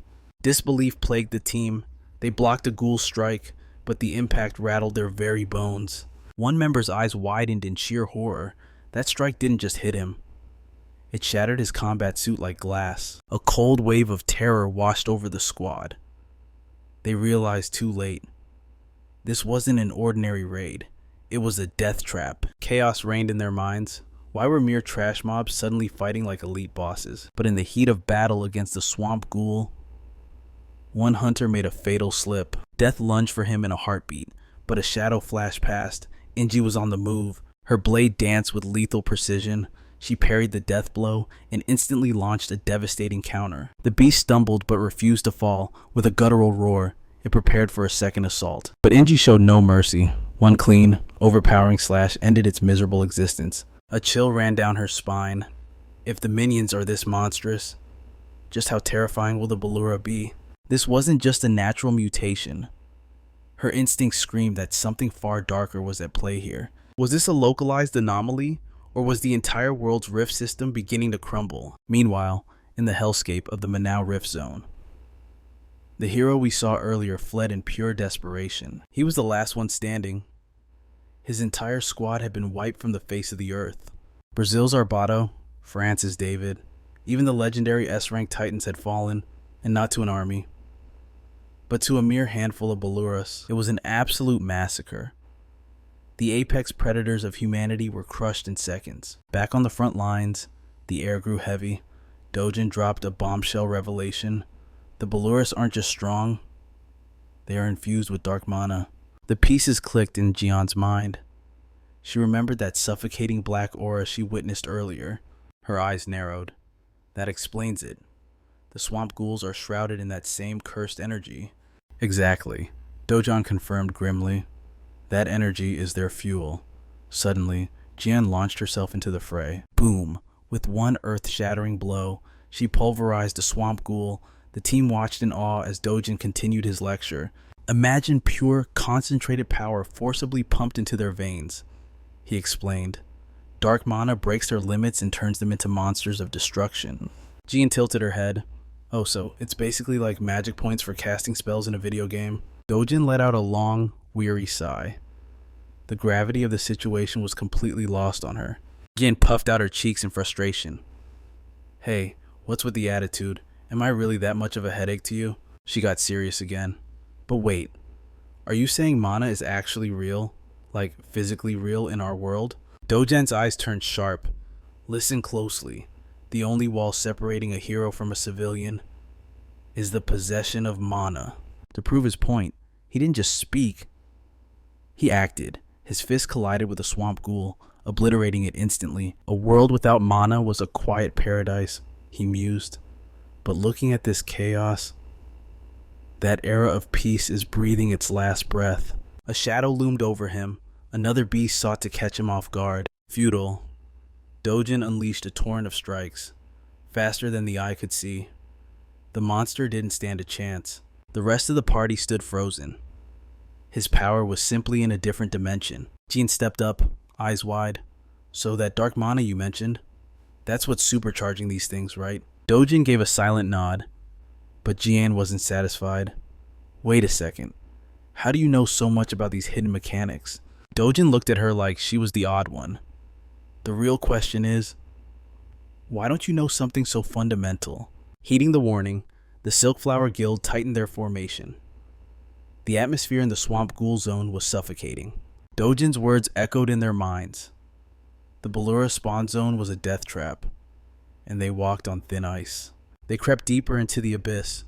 Suddenly, Inji's hand shot up. Hold position. Something's wrong. She pointed a trembling finger into the gloom. There, the feeding cocoons of the Ballura. Battle stations, the Ballura must be close, she shouted. But Dojan remained calm amidst the panic. No, he cut in sharply. Flames ignited in his palm, casting an eerie glow on the cocoons. The enemy isn't hiding nearby. The true nightmare is standing right in front of us. Inji blinked, completely baffled. Wait, you can use magic too. And what do you mean the cocoons are the danger? Dojin offered no debate. He hurled the roaring fireball straight into the heart of the nest. As the flames consumed the corruption, he spoke. Dark Mana Beluras aren't just strong fighters. They use these cocoons to puppeteer other monsters. If we had ignored them, we would have been swarmed and butchered before we could even scream. His decisiveness had just saved them from total annihilation. But the mission had only just begun. The only task remaining was hunting the Bellura itself. The entire party froze in shock at the sheer audacity of his plan. Inji couldn't shake the suspicion.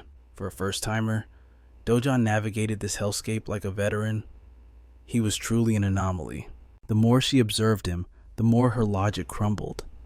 He wasn't just strong, he was broken. This level of power, it felt like a cheat code. Jan leaned in, her eyes narrowing with intense curiosity. Be real with me. Is this your second life? Have you regressed? A faint, knowing smile played on Dojin's lips. Her intuition was sharper than a blade. She wasn't exactly wrong. Dojin shifted gears to strategy. Distance to the fissure's core. Inji, he pointed ahead, past this dense jungle hell. We're looking at the halfway mark. Dojin nodded, his voice brimming with absolute confidence. Good. We clear this entire zone before sunset. Silence fell over Inji and Jian. The sheer audacity of his claim left them stunned. Inji tried to reason with the monster standing before her. That might be easy for a beast like you, Dojin, but look at us. The party's at its limit. Their mana reserves are dry, and their stamina is hitting rock bottom from the constant battles. Dojin scanned his exhausted teammates. Catch your breath here, he commanded softly. I'll go dismantle the Bellura, alone. Inji gasped, but words failed her. Before she could protest, Dojin vanished, a blur of motion tearing toward the beast. She stood rooted in confusion. How was his mana pool not empty? Meanwhile, Dojin tore through the forest canopy, a predator hunting its prey. It didn't take long. His senses locked onto the target instantly. He lunged, his blades singing through the air. A heavy impact rattled the monster's defenses, but the beast retaliated, spewing a net of sticky webbing. Dojin backflipped, dancing out of range. In a heartbeat, he surged forward again, flash one clean. Decisive severing strike ended the Bellura's life. As the behemoth collapsed, Dojin exhaled a long breath, analyzing his own condition. Is this the effect of the dark mana absorption technique? He mused. Fatigue was non-existent. He felt infinite. Moments later, he rejoined the group. Jian stared, her eyes wide with shock. He had actually soloed the zone boss. It felt surreal. Inji muttered under her breath, unable to process the sheer gap in their abilities. What terrified her most was his appearance. Not a single drop of sweat. He looked like he had just gone for a morning stroll. The radar is clear, Dojin announced calmly. No hostiles nearby. Let's take a proper break. Relieved, the party tended to their wounds. But rest wasn't on Dojin's mind. He began preparing a meal. The brunette party member approached, lured by the scent. Captain, mind if I have a bite? Dojin nodded, handing over a skewer. As he chewed, the others recoiled. Are you insane? That's meat from the monster he just butchered. The man laughed heartily. Hey, maybe eating this monster flesh is the secret to Dojin's godlike power. That sentence changed everything. Suddenly, everyone wanted a taste of power. Even Inji found herself eyeing the strange cuisine. Dojin suppressed a chuckle. The meat was just protein, nothing magical about it. But he respected their hunger for strength. If they wanted power, he would give them a taste. Discreetly, Dojin channeled his own mana into the air, wrapping it around them. Instantly, vitality flooded their weary bodies, washing away the fatigue. Watching color return to their faces, a warm, genuine smile finally touched Dojin's eyes. Later, Inji approached with grim news. The core is still miles away. Physically, the team can't make it. Her voice was heavy with defeat. We need to retreat. We'll regroup and try again at dawn. I know you wanted to clear the raid today, she added, but look at our inventory. Our bags are bursting at the seams. Dojin turned his gaze to Jian. Your take, Jian sighed, dropping her guard. I won't lie to you. I'm running on fumes. The dark mana corruption has buffed the mobs too much, she admitted. Dojin fell silent, calculating the odds. His original roadmap was simple: delay the boss clear, farm rare Brazilian resources, and secure the blue Crocco hearts. But the battlefield had changed. The dark mana wasn't just a buff, it was a chaotic variable. In his experience, variables led to disasters. A cold chill of premonition ran down his spine. Something was wrong. Decision made. Dogen emptied his dimensional storage, dumping a mountain of monster cores into Inji and Jion's hands. "Take the loot. Head back to the hotel immediately," he ordered. The women froze, blindsided by the abrupt dismissal. Dogen turned his back to them, facing the depths of the jungle. "I'm closing this gate alone. I'll see you on the other side." The scene shifted to a symphony of violence. Dogen tore through the swamp, slaughtering monsters and harvesting cores with mechanical precision. Meanwhile, the rest of the party trudged toward the exit, the weight of the situation pressing down on them. Inji glanced back at the dark tree line, anxiety tightening her chest. Will he really be okay, facing that nightmare alone? Jean stands her ground, her voice unwavering as she assures them that Dojon is far from finished. She saw him dash off with energy to spare. Inji nods, confirming the truth of her words. Then, a playful smirk curls on Inji's lips as she leans in. She notes the shadow on Jion's face and asks, "Are you, perhaps, worried about our dear Dogen?" Jean snaps back instantly, denying the accusation with a flush of defiance. She claims she isn't worried in the slightest. But beneath that tough exterior, a wave of inferiority crashes over her. She thinks it is humiliating to even share the title of S rank with a monster like him. In the silence of her mind, she admits the terrifying truth. Among all the S ranks in the world, Dojon exists in a league entirely of his own. Meanwhile, the battlefield becomes a stage for one man. Dojon is a whirlwind of destruction, slaughtering orcs the moment they dare to spawn. They surround him, a wall of green muscle and malice. They rush him as one, but Dojon merely exhales a sigh of boredom, effortlessly weaving through their clumsy strikes like a phantom. In a blink, the atmosphere shifts. He channels his mana, and blistering fire magic erupts from his hands, striking with surgical precision. It takes only seconds. The horde collapses, incinerated, after harvesting their cores with practiced calm. Dogen steps over the ashes, moving deeper into the abyss. While Inji and the team make their escape to safety, the real hunter remains inside. Dogen continues his solitary crusade. The spoils of war are magnificent. The heart of the blue Crocco and dozens of high-quality cores now belong to him. With the treasure secured in his bag, Dogen's eyes lock onto the path ahead. It is time to face the master of this domain. Meanwhile, tension hangs heavy in the air at the Brazil Hero Association. The operations room is a pressure cooker of anxiety. Staff members huddle around the glowing monitors, their eyes glued to the erratic energy readings from the Santrum Rift. Suddenly, the screens flatline. A collective gasp sweeps the room as the impossible happens. The Santrum Rift has completely closed. Chaos and excitement explode among the staff. An analyst shouts over the noise, demanding to know which legendary squad was sent to conquer the Santrum Rift. A worker responds breathless. It was the Korean team, the famous Silk Flower Guild. But another staff member freezes, face pale. They report that the guild checked out 10 minutes ago. They had already fled the dungeon. The boss frowns, his mind reeling. If the raid team had already retreated, then who in God's name just cleared the rift? We rewind time 10 minutes prior, deep within the dungeon. Dogen stands toe-to-toe with a nightmare, the twin-headed ogre. The Colossus roars, shaking the cavern. Dogen instantly recognizes the mutation. This beast has evolved rapidly, twisted by the corrupting influence of dark mana. The ogre's massive limbs swing like battering rams. Dogen dances through the destruction, his sharp eyes pinpointing the location of the monster's core. He lowers his center of gravity. He decides to end this farce in a single heartbeat. The ogre charges like a freight train.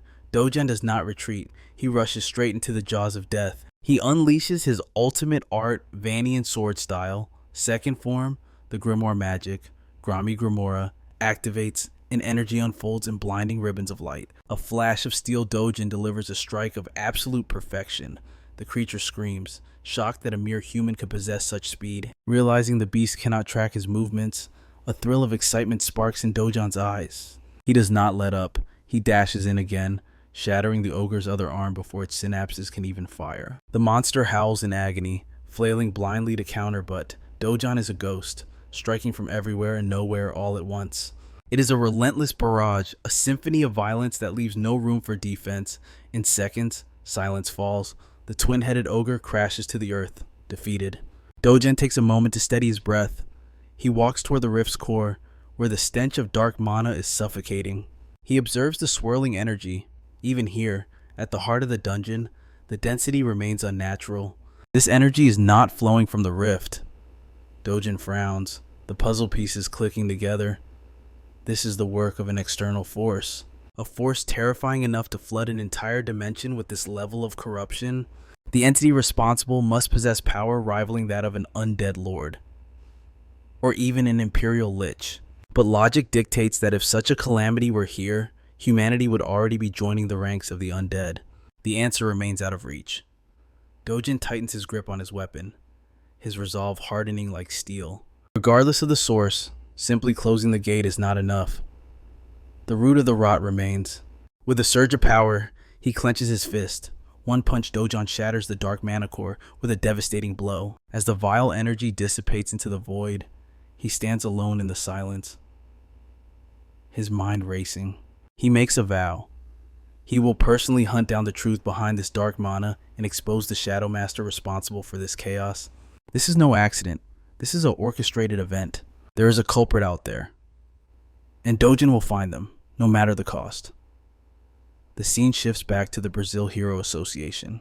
In the command center, the president sits like a statue, staring at the flood of reports streaming in from every corner of the nation. As he reads, his expression crumbles. Shock. Pure, unadulterated shock washes over his face. No matter how many times he reviewed the data, the reports defied all logic. The officer beside him broke the silence, laying out the grim reality in agonizing detail. A coalition of 3 nations had been deployed, yet only a single S-rank hunter emerged from the carnage alive. Meanwhile, another squad achieved the impossible, sealing their rift and returning without a single scratch. The president furrowed his brow, unable to comprehend how 2 identical missions could end in such drastically different fates. The officer continued his report, delivering even more disturbing news to the commander-in-chief. Urgent updates were flooding in from rift zones across the entire region, and the news was universally catastrophic. Every squad had faced total annihilation or been forced into a humiliating retreat. As the officer promised a full comprehensive analysis, the president let out a heavy, weary sigh. He muttered in disbelief. Every zone had an S-rank guardian, yet they were being slaughtered like common fodder. He looked up, his gaze sharp. The only outliers in this disaster were Hero Jian and her Korean strike team. The subordinate hesitated before speaking, his voice trembling as he corrected the leader. It was hardly accurate to call it a team effort. The president narrowed his eyes. What did that mean? Was the Korean squad not the one deployed to the Santrum Rift? And wasn't it that very unit that successfully sealed the gate? Nervous sweat beaded on the subordinate's forehead. The reports indicated the rift collapsed only after Jian's team had already evacuated. The president's eyes widened, his mind reeling from the impossibility of the statement. He demanded immediate answers. How could a gate seal itself, and where was Hero Jian at this very second? The aide stammered a reply. Hero Jian and her unit were due to arrive at headquarters any moment now. Jolted by the urgency, the president shot up from his chair, determined to confront them personally. Only 1 hour had passed since Jian and Unji's team escaped the dungeon and reached the base. In that same fleeting hour, Dogen had already obliterated the first rift and, without a moment's rest, charged straight into the next. Now, the lone wolf stood at the precipice of another bizarre, distorted dimension. Scanning the terrain, he realized the dungeon core wasn't on the surface. It was pulsing deep beneath the dark waters. Without a second thought, Dogen dove into the abyss, determined to expose the secrets lurking below. Meanwhile, back at headquarters, the tension in the president's office was palpable. With a grave expression, the president questioned her report, but Jian remained firm. If it involved Dogen, the impossible became inevitable. The president repeated the absurdity aloud. She was claiming that Hero Dogen had cleared an entire S-rank zone solo. Jian's answer was simple and chilling. Yes, it was undoubtedly him. The president fell silent, then lowered his voice. Classified intel confirmed that several S-rank legends had already perished in similar zones. Jean admitted that, without Dogen, she would be a corpse right now. Yet, the president struggled to accept such a power gap. The monsters had evolved, corrupted by dark mana, a power that far surpassed the limits of even S-rank hunters. Yet Dojan had crushed them effortlessly. Jian remained silent, letting the truth sink in. The president continued, noting reports of multiple gates suddenly vanishing across the southern sector. He hypothesized that perhaps the corruption of dark mana hadn't spread there yet. But Jian issued a grim warning. They could not grow complacent. The threat level had evolved beyond anything they knew. Glancing at his device, the president recalled a crucial detail. Jian had mentioned the rift gates were displaying a different color. Jian confirmed it was their only identifier. Immediately, the president barked orders to scan every gate across Brazil for the anomaly. As the command center erupted into chaos, Jian quietly slipped out of the room. Stepping into the hall, she dialed Chairman Tae Huang, briefing him on the sinister emergence of dark mana. Her voice was tense as she asked if similar mutations had been sighted within the Korean territories. The chairman confirmed the sector was clear for now, but promised to keep a hawk-eyed vigil on the situation. Ending the call, Jian's heart felt heavy. Even a squad of S-ranks would face slaughter against a horde empowered by that dark energy. If a boss-grade entity absorbed that power, it would mean the end of the world. They had to prepare for the worst. The scene shifted back to Dojan, standing serene amidst the waters of a silent lake. He analyzed the terrain with cold logic. Rivers, lakes, islands. In zones like this, the core was always hidden beneath the waves. However, the abyss forbids humanity from entering. Heroes capable of true underwater combat are a rarity among the chosen. Iron Looper, the pride of New Zealand, stands as an S-rank titan specializing in aquatic warfare. His value is astronomical, commanding distinct fees for global rifts solely because he awakened the mutation to breathe beneath the waves. Dojan pushes forward, his senses screaming as the density of the dark mana thickens. Without hesitation, he pierces the surface with explosive velocity. The world below is swallowed by absolute darkness, a void created by the suffocating concentration of corruption. Descending into the crushing depths, he masters his buoyancy before shattering the water's resistance with sheer force. He cloaks his body in a mana shield and touches the lake bed. Instantly, a colossal predator strikes from the gloom. Dojan weaves past the attack effortlessly, identifying the beast as an Arachon, a monster mutating with wild energy from the dark mana. His aura flares. With a single, devastating strike, he obliterates the creature, but the bloodlust only summons the swarm. As the horde approaches, Dojan smirks, thinking even the legendary Iron Looper would tremble at this intensity. He charges. His blows shatter the incoming monsters, but the abyss answers with legions, surrounding him in a sphere of teeth and claws. Irritation flashes in his eyes. Dealing with this endless trash is becoming a test of patience rather than skill. He blasts through the encirclement, rushing deeper until a singular, calm presence catches his eye amidst the chaos. It is an Armos. Dojan pauses, genuinely stunned to find such a legendary creature lurking in a place like this. In the timeline of his previous life, every awakener who ascended to godhood shared one vital secret. Before they were legends, they all successfully hunted an Armos during their days of obscurity. Destiny has presented a golden opportunity he cannot refuse. But as he closes the distance, the Armos erupts with a deep violet aura. Dojan braces himself instantly as the creature's purple mana begins to rewrite the reality around him. The Armos has no natural predators for a reason. They manifest a unique subspace, dragging opponents into a dimension where they hold absolute dominion. The subspace expands violently. Dojan grits his teeth, barely withstanding the dimensional pressure crushing down on him. Killing the beast now would be child's play, but a corpse yields no power. He needs the living essence to steal the subspace ability. To claim the throne, he must conquer the creature's domain with his own mana, forcing the subspace to submit to his will alone. Dojan unleashes his full power, intensifying his mana output to the limit. A brilliant golden aura envelops him, clashing against the purple void. But he realizes time is his enemy. A prolonged battle means certain defeat. With resolve hardening like steel, Dojan thrusts his hands forward, realizing that his own reserves are not enough. To win, he must commit the ultimate taboo and siphon the surrounding dark mana into his own core. As he inhales the corruption, agony tears through his meridians, placing his physical form under catastrophic strain. His body screams in protest. He knows he is pushing past the breaking point and must end this immediately. The scene erupts above the surface. A massive explosion of water heralds Dojan's victory. He has successfully usurped the Armos' subspace. Exhaustion claims him instantly, and he collapses back into the water. Minutes drift by before he gasps awake, realizing he blacked out. Standing tall, he inspects his core. His mana capacity has evolved drastically, proving that the gamble with death was worth every second. Dojin grabs his equipment and stows it into his newly acquired dimension. The Armo subspace is now his inventory. A yawn escapes him as the adrenaline fades. The dungeon has been stripped of all its secrets. Mission accomplished. Dojan seals the rift behind him and begins the journey back to the lodge. The narrative shifts to the Korea Hero Association. An assistant reports grim news. The rumors of the hero's demise are confirmed facts. Chairman Huang lets out a heavy, weary sigh, the burden of leadership pressing down on his shoulders. He laments the loss of such talent, an asset the association could ill afford to sacrifice in these turbulent times. The assistant notes a chilling pattern. These tragedies are isolated to very specific rift zones. Chairman Huang narrows his eyes, noting that Hero Dojan has cleared those exact types of death traps, making his feat seem godlike in comparison. The assistant warns that with the Ryman Takashi disaster already dominating the news, this fresh report will send shockwaves through the industry.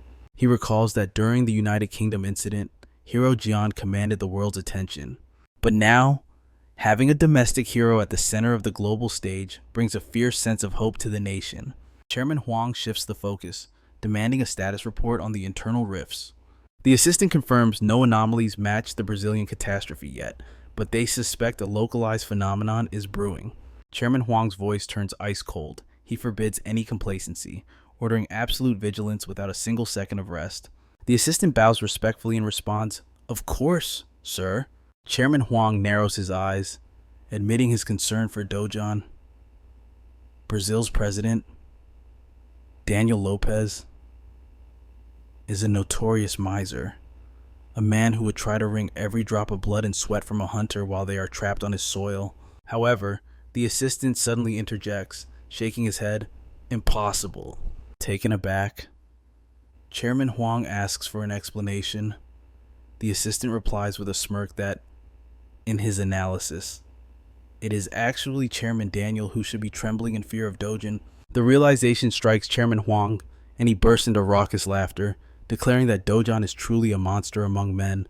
The scene shifts to the tense offices of the Brazilian Hero Association, where Daniel slams his fist on the table, complaining that Dojan's demands are absolute robbery.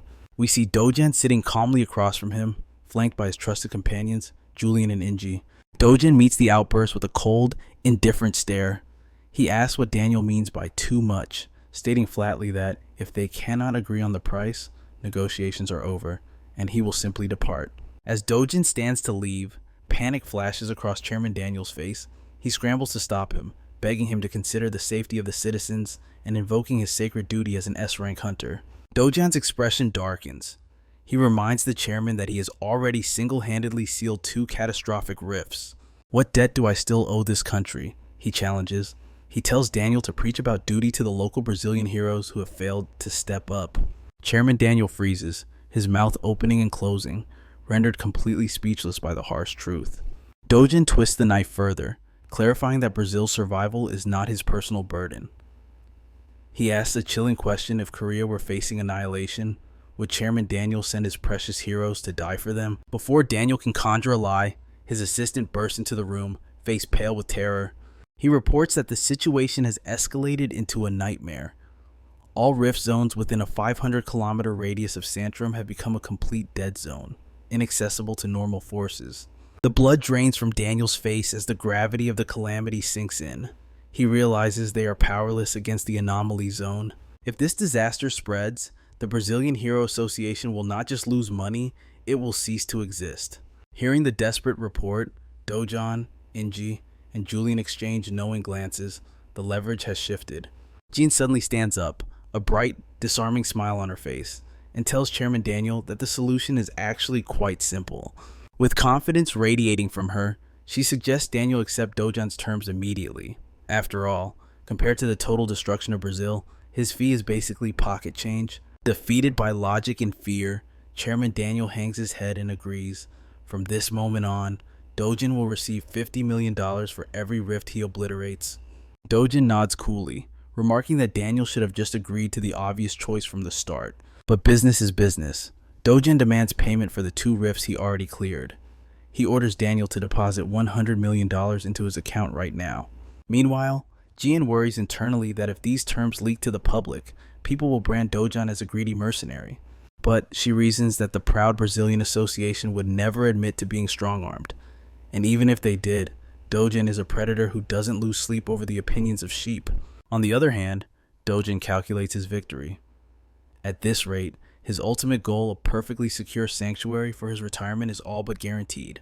With the deal sealed, he has kept his promise. The scene instantly transitions to the chaotic interior of a gate, where Dojin stands face to face with a towering ogre. The monster roars in fury, in rage after taking a direct hit from Dojin's fist. Dojin observes the beast with analytical calm. He notes that this ogre is a tank-class monster, impressed that it withstood his initial strike without collapsing. A confident smirk plays on his lips. This creates the perfect opportunity to field test a new technique. The ogre charges like a runaway freight train. Dojin effortlessly weaves through the attack and snaps a high-velocity kick into the monster's ribs. But the beast is tough. Despite the bone-crushing impact, the ogre endures, eyes burning with rage. It bellows and swings a massive fist aimed at Dojin's head. Precisely at the moment of impact, Dojin activates his new ability, Spatial Distortion. A subspace portal rips open behind the ogre.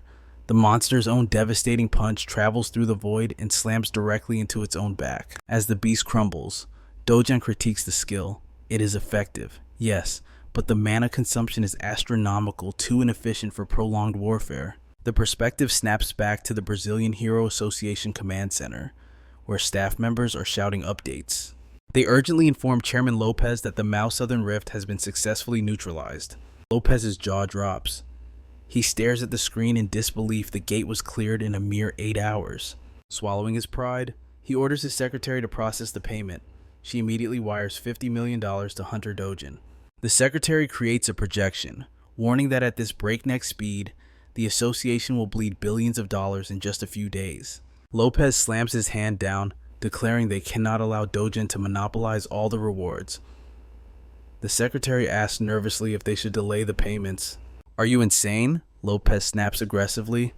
If they try to cheat him now, a monster like Dojin might just pack up and leave them to die. When the secretary asks for orders, Lopez commands the staff to mobilize every available A-rank and S-rank hero in the region. He announces the formation of an elite strike team to rival Dojin, placing a bounty of $10 million on the table for the squad. Eyes burning with competitive fire, Lopez orders his secretary to give the new team everything they need. They must close the rifts faster than Dojin, no matter the cost. She bows, her voice steady with absolute obedience. But behind his desk, Chairman Lopez smiles. To him, this is no longer a rescue mission, it is a war for dominance. It is the legendary CO Dojin against the entire International Hero Alliance, a race to see who can devour more rifts. Meanwhile, Yao's communicator buzzes with a summons. Reading the order, Yao smirks. The old fox in the chairman's seat has finally drawn his blade. His aide whispers urgently. Terrifying rumors are spreading like a plague. Stories of S-rank heroes vanishing into the void, leaving the troops trembling in fear. Yao scoffs at the reward. $10 million is a pittance for the danger involved. However, he calculates the odds. If they move as a unified legion, the risk drops. It is a calculated gamble. But the thought of breathing the same air as Seo Dojin, that alone makes his blood boil. The aide hesitates before dropping the bombshell. Seo Dojin's name is nowhere on the team roster. Yao's eyes widen in disbelief. He scans the document again. It is not just Dojin, the elite heavy hitters. Jian and Inji have also been scrubbed from the list. A cold chill runs down his spine. Something is wrong. The pieces do not fit. Meanwhile, miles away, a notification chimes on Dojin's phone. $50 million secured. Jian glances at the screen, her eyebrows raising. She asks if the association is actually honoring their debts. Dojin nods. They are paying. Jian theorizes that Dojin's fees have become so astronomical that the association had no choice but to call in cheap foreign labor to balance the books. Dojin's expression remains unreadable. He knows the association is many things, but foolish is not one of them. Jian sighs. noting that Dojun is being too kind. To her, the association reeks of desperation and deceit. Internally, Dojun analyzes the situation. They paid the promised blood money, but wealth is merely a number now. His eyes darken with resolve. There is a mission ahead that outweighs all the gold in the world. The stage is set exactly as the Brazilian executives planned. The competition ignites, and the difference in power becomes instantly clear. Rift A035 is annihilated. CO Dojun and the Silk Flower Guild sweep through it like a hurricane. Meanwhile, Rift C012 is barely contained by the Alliance. Despite 5 A ranks and an S rank leader, blood is spilled, and heroes fall with grievous wounds. And then, the impossible rift, a 037, shatters, cleared by a single entity. CO Dojun stands alone at the summit of power. Days blur into nights. The association staff are on the brink of collapse, watching in awe as the dark mana rifts vanish from the map one by one. The pace is so frantic that lesser rifts are left unguarded, ticking time bombs waiting to explode. Agents stare at their monitors with bloodshot eyes, sensors humming, terrified of the catastrophe that could strike at any second. But then, silence falls. The screens flash green. A collective gasp sweeps through the command center. Every single rift has been sealed. It is a feat that defies logic. Dojun has rewritten reality. Cheers erupt in the control room as the nightmare finally comes to an end. The secretary bursts into the office, breathless. She reports that the 500-kilometer kill zone around Santrum is completely clear. Chairman Lopez sinks back into his chair, the weight of the world lifting from his shoulders. The beast at their doorstep has been slain. She adds the final victory. Even the rifts corrupted by dark mana have been purged from existence. Lopez nods solemnly. It was a victory bought with the sweat and mana of the world's finest. The secretary turns to leave, but Lopez's voice stops her cold. The war is not over. There are stragglers left, and he demands they be crushed within 24 hours. She pauses, confused by his relentless drive. But first, a reward. Lopez declares a grand banquet to honor the heroes who walked through hell for them. The scene transitions to the glow of the evening gala. Laughter fills the air as warriors finally lay down their burdens to feast. Inji, flanked by Jian and Dojun, approaches the chairman. Her voice is firm. Their contract is fulfilled, and it is time to return home. Lopez feigns shock. He asks why they would abandon the cause so quickly when there is still glory to be had. He gestures vaguely, mentioning remaining threats, trying to guilt them into extending their service. But Inji is immovable. Her duty was to Santrum. That duty is done. She will not be swayed. Desperate, Lopez reveals his hand. If the guild leaves, so be it, but he begs for Seo Dojun to remain. Inji's expression tightens. The phrase "at least" stings her pride. It is clear the chairman only values the monster in their midst. She turns to Dojun, leaving the choice in his hands. But before he can speak, Lopez interjects, pulling Dojun into the shadows for a private audience. Watching them retreat, Inji whispers to Jian, asking if their ace will truly stay behind in this foreign land. Jian shakes her head. Dojun has the money and the materials. Logic dictates he has no reason to linger. Inji smirks, teasing her friend. She accuses Jian of simply being terrified of losing him. Jian turns bright red, sputtering a denial. They watch Dojun walk away alone, interpreting his silence as a farewell to the association. But the story takes a sharp turn. Deep in the shadows, Dojun stands face to face with a legend, the S-rank hunter known as the White Fox. With urgent eyes, Inji nudges Jian, desperate for her to witness the scene unfolding before them. Confusion washes over Jian, but Inji points sharply toward the tense conversation between Dojun and the captivating hunter castle. Jian waves it off as nothing important, but Inji immediately chides her for being so dangerously oblivious. She warns her friend that if she remains this passive, she might lose Dojun forever. She needs to make her move now. At that precise second, Jian catches a fragment of their conversation. Castle is urging Dojun to consider her offer carefully, calling it a golden opportunity for his future. The words strike Jian like a physical blow. Her mind races with insecurity, wondering what kind of opportunity the beautiful American hunter is dangling in front of him.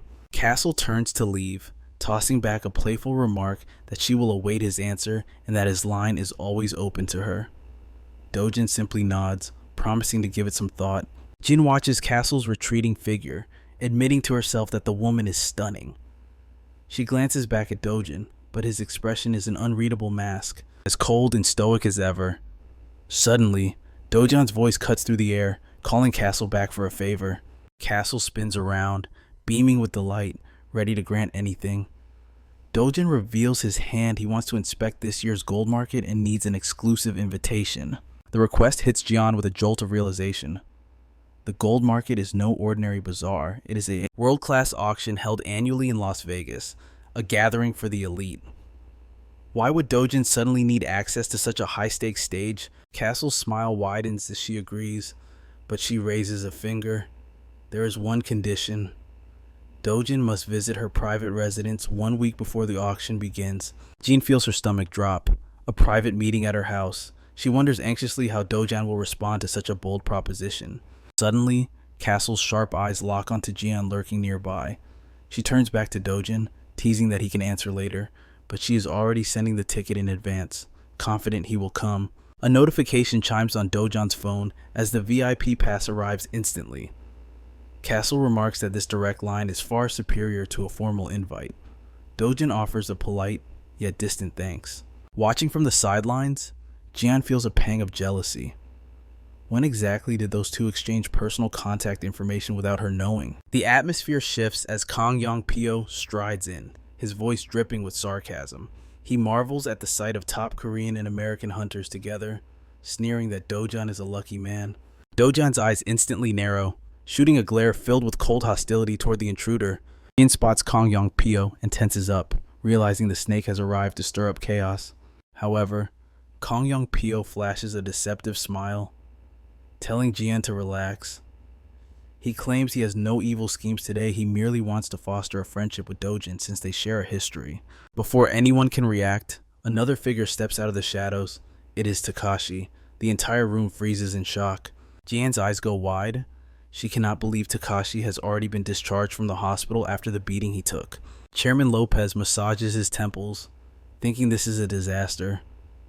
He purposely avoided inviting Takashi to prevent this exact scenario, yet fate has brought the rivals face to face. Sparks fly as their gazes lock. Dojin breaks the silence with an arrogant calmness, noting that Takashi's body seems to have healed remarkably fast. Takashi responds with an unexpected intensity, claiming that thanks to their brutal encounter, he gained a priceless experience. Dojin shrugs with absolute indifference, replying that if the beatdown was beneficial, then he has no complaints. Sensing the rising tension, Chairman Lopez rushes over to intercept, complimenting Takashi on his swift recovery. He frantically explains that he only withheld the invitation out of concern for Takashi's health, but seeing him standing strong puts his mind at ease. Desperate to defuse the situation, Lopez guides Takashi away, insisting there is a comfortable sofa nearby where they can talk in peace. Kang Yong-pyo grits his teeth in frustration. He thinks to himself that the meddling chairman is ruining his perfectly crafted stage for drama. Refusing to let it go, he calls out to Takashi, pouring oil on the fire by asking if the injuries inflicted by Dojin still ache. The question hangs in the air. Takashi stops dead in his tracks. Kang Yong-pyo presses on, asking if Takashi ever received an apology. He argues that no matter the context, Takashi was the victim of a vicious assault and deserves justice. Takashi begins to tremble, clear signs of rage bubbling to the surface. The air in the room becomes heavy with suffocating tension. Suddenly, Dojan speaks up, his voice cutting through the noise. He declares plainly that Takashi is not a skilled hunter. A collective gasp sweeps through the room. Kang Yong-pyo, Jian, and every agent present are stunned by the brazen insult. Enraged, Takashi spins around and screams, but instead of attacking, he yells that Dojan is absolutely right. He is not a skilled hunter at all. Kang Yong-pyo's brain short-circuits at the response. Dojan continues his verbal assault, stating Takashi is useless to the hero association.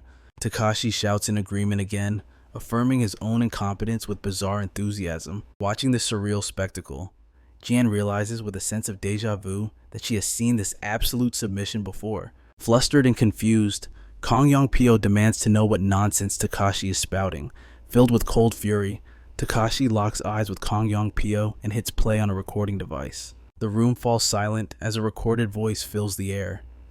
It is a private conversation where Kong Yong-pyo is clearly instructing Takashi to eliminate a specific hunter. On the tape, Takashi asks for the target's name. Kong Yong-pyo's voice answers, cold and malicious. He states there is someone they need to erase in Brazil. The target is none other than Seo Dojan. The revelation strikes the gathered agents like lightning. The recording continues, with Kong Yong-pyo suggesting they murder Seo Dojan quietly inside a rift to hide the evidence. Kong Yong-pyo stands frozen, his mind unable to process the nightmare unfolding before him. Castle and Jian are equally paralyzed by shock.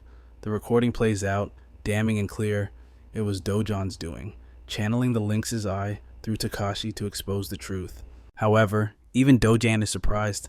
The skill's potency exceeded all calculations. A cold realization settles in. Dojan thinks calmly that Kong Yong-pyo chose the wrong hunter to mess with. The atmosphere shifts as every gaze locks onto the exposed traitor. A twisted laugh bubbles up from Kong Yong-pyo's throat. He screams that Takashi has destroyed it all. He knows there is no talking his way out of this. Every second he stays, his grave gets deeper. Violence explodes. Kong Yong-pyo lashes out, sending the already broken Takashi crashing to the floor.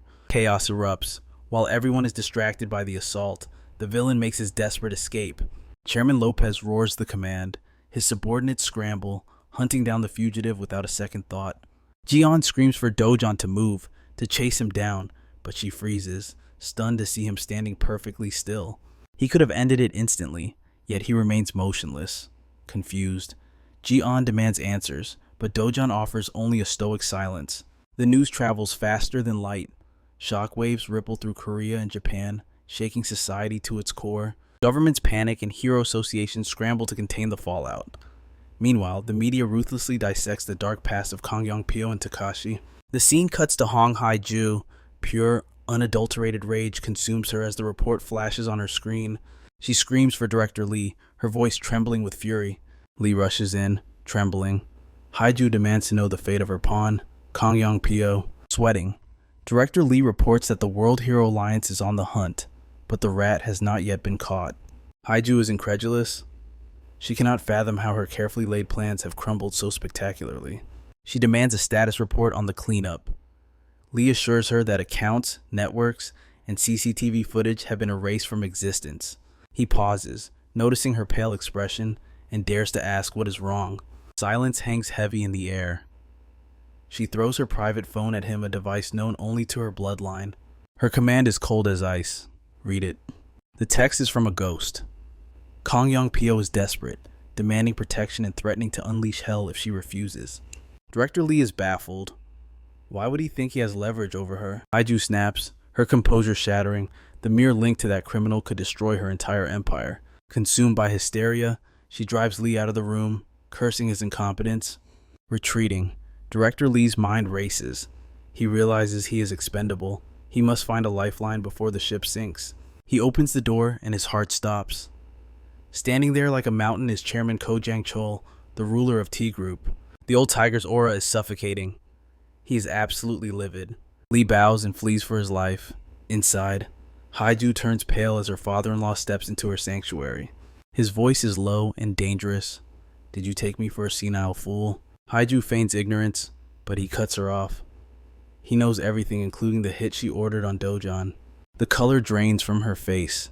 The chairman declares that an S-class hunter like Dojan is an asset they must control, not destroy. He scoffs at how the company grew arrogant under Jang Seong-ho, but he believes the heavens are still on his side. However, before he claims the prize, he must discipline the failure standing before him. While the corporate world burns, Dojan's party makes their triumphant return to Korea. Dojan tallies his gains. Between the rare sword materials and the massive payout, the expedition was a legendary success. But Jian cannot let it go. A burning question has been gnawing at her. She looks him in the eye. Did you let Kong Yong-pyo go on purpose? A cryptic smile plays on Dojan's lips. We simply move to the next phase of the plan, he replies. Back in the familiar streets of Seoul, the S-class hunter shares a quiet meal with his younger sister. But the warmth of home is shattered. He realizes his grandmother's condition has deteriorated rapidly in his absence. Pain flashes in his eyes. He demands to know why they suffered in silence instead of seeking help. His sister hesitates, her voice small. Grandmother. She didn't want to become a burden. She didn't want to waste your money. Dojan's heart clenches. He tells them firmly, his voice thick with emotion. I risk my life in the dungeon so you don't have to suffer. Saving you is never a waste. He turns to his mother, his voice steady and reassuring as he makes a solemn promise. The wealth he amassed in the hunter grounds of Brazil is more than enough. The burden of medical bills will never weigh on them again. Without a second of hesitation, Dojan moves his grandmother to the absolute finest medical facility in all of Korea. From that day forward, he and his sister, Eun-young, visit her faithfully, their shared hamburgers becoming a ritual of warmth in their healing lives. The scene cuts to the Gazen Hero Complex, where the master blacksmith stares in awe at the materials Dojan has laid out. His eyes widen as he mutters that the longer he looks, the more magnificent the quality becomes. He confesses he has never seen blue Crocco materials in such pristine condition, declaring he can forge a blade that transcends his original masterpiece. Dojan calmly asks for the timeline, his gaze focused. The blacksmith replies that it will take 3 weeks of non-stop labor and vows to strike the iron immediately. But Dojan is not finished. He reveals there is another commission he requires, testing the limits of the artisan's skill. The blacksmith accepts instantly, his pride on the line, swearing that for Dojan, he would craft anything.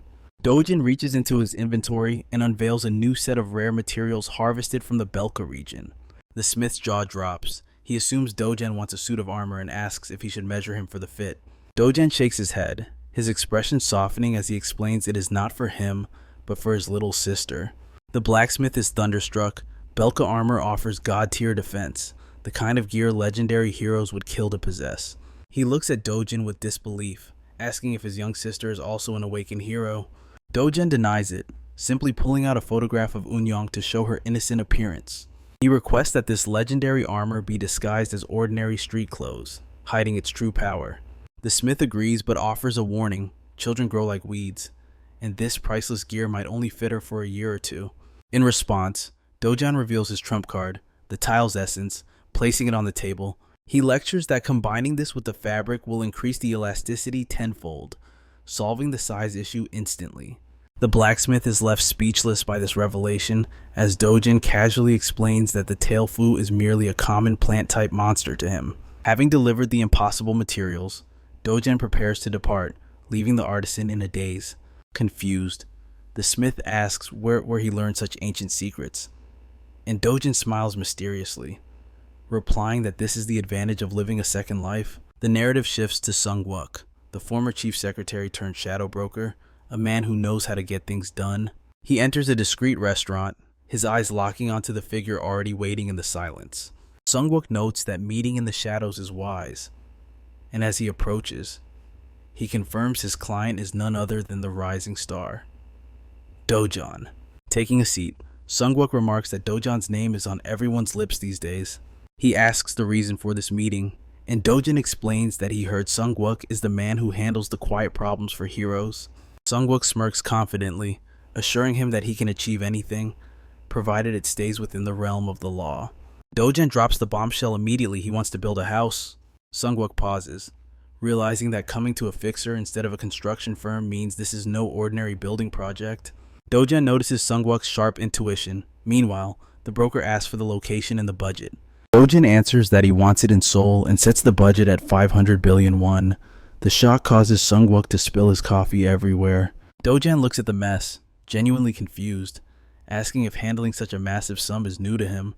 Sung-wook stammers that for that price, he isn't building a house, he is building a fortress or a castle. Dojan nods as if it makes perfect sense, deciding that a castle is better, and casually raises the budget to 1 trillion won.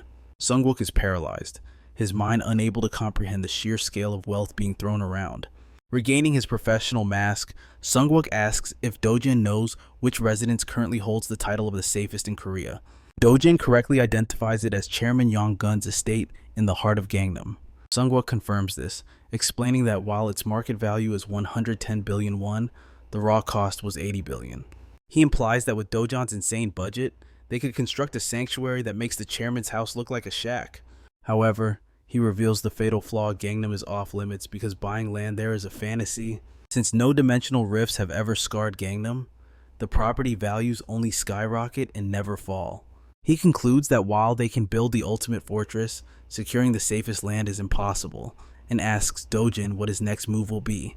With eyes cold as steel, Dojin delivers the hard truth: Gangnam is no sanctuary. The belief in its safety is nothing more than a fragile delusion, born from the desperate prayers of those trapped within.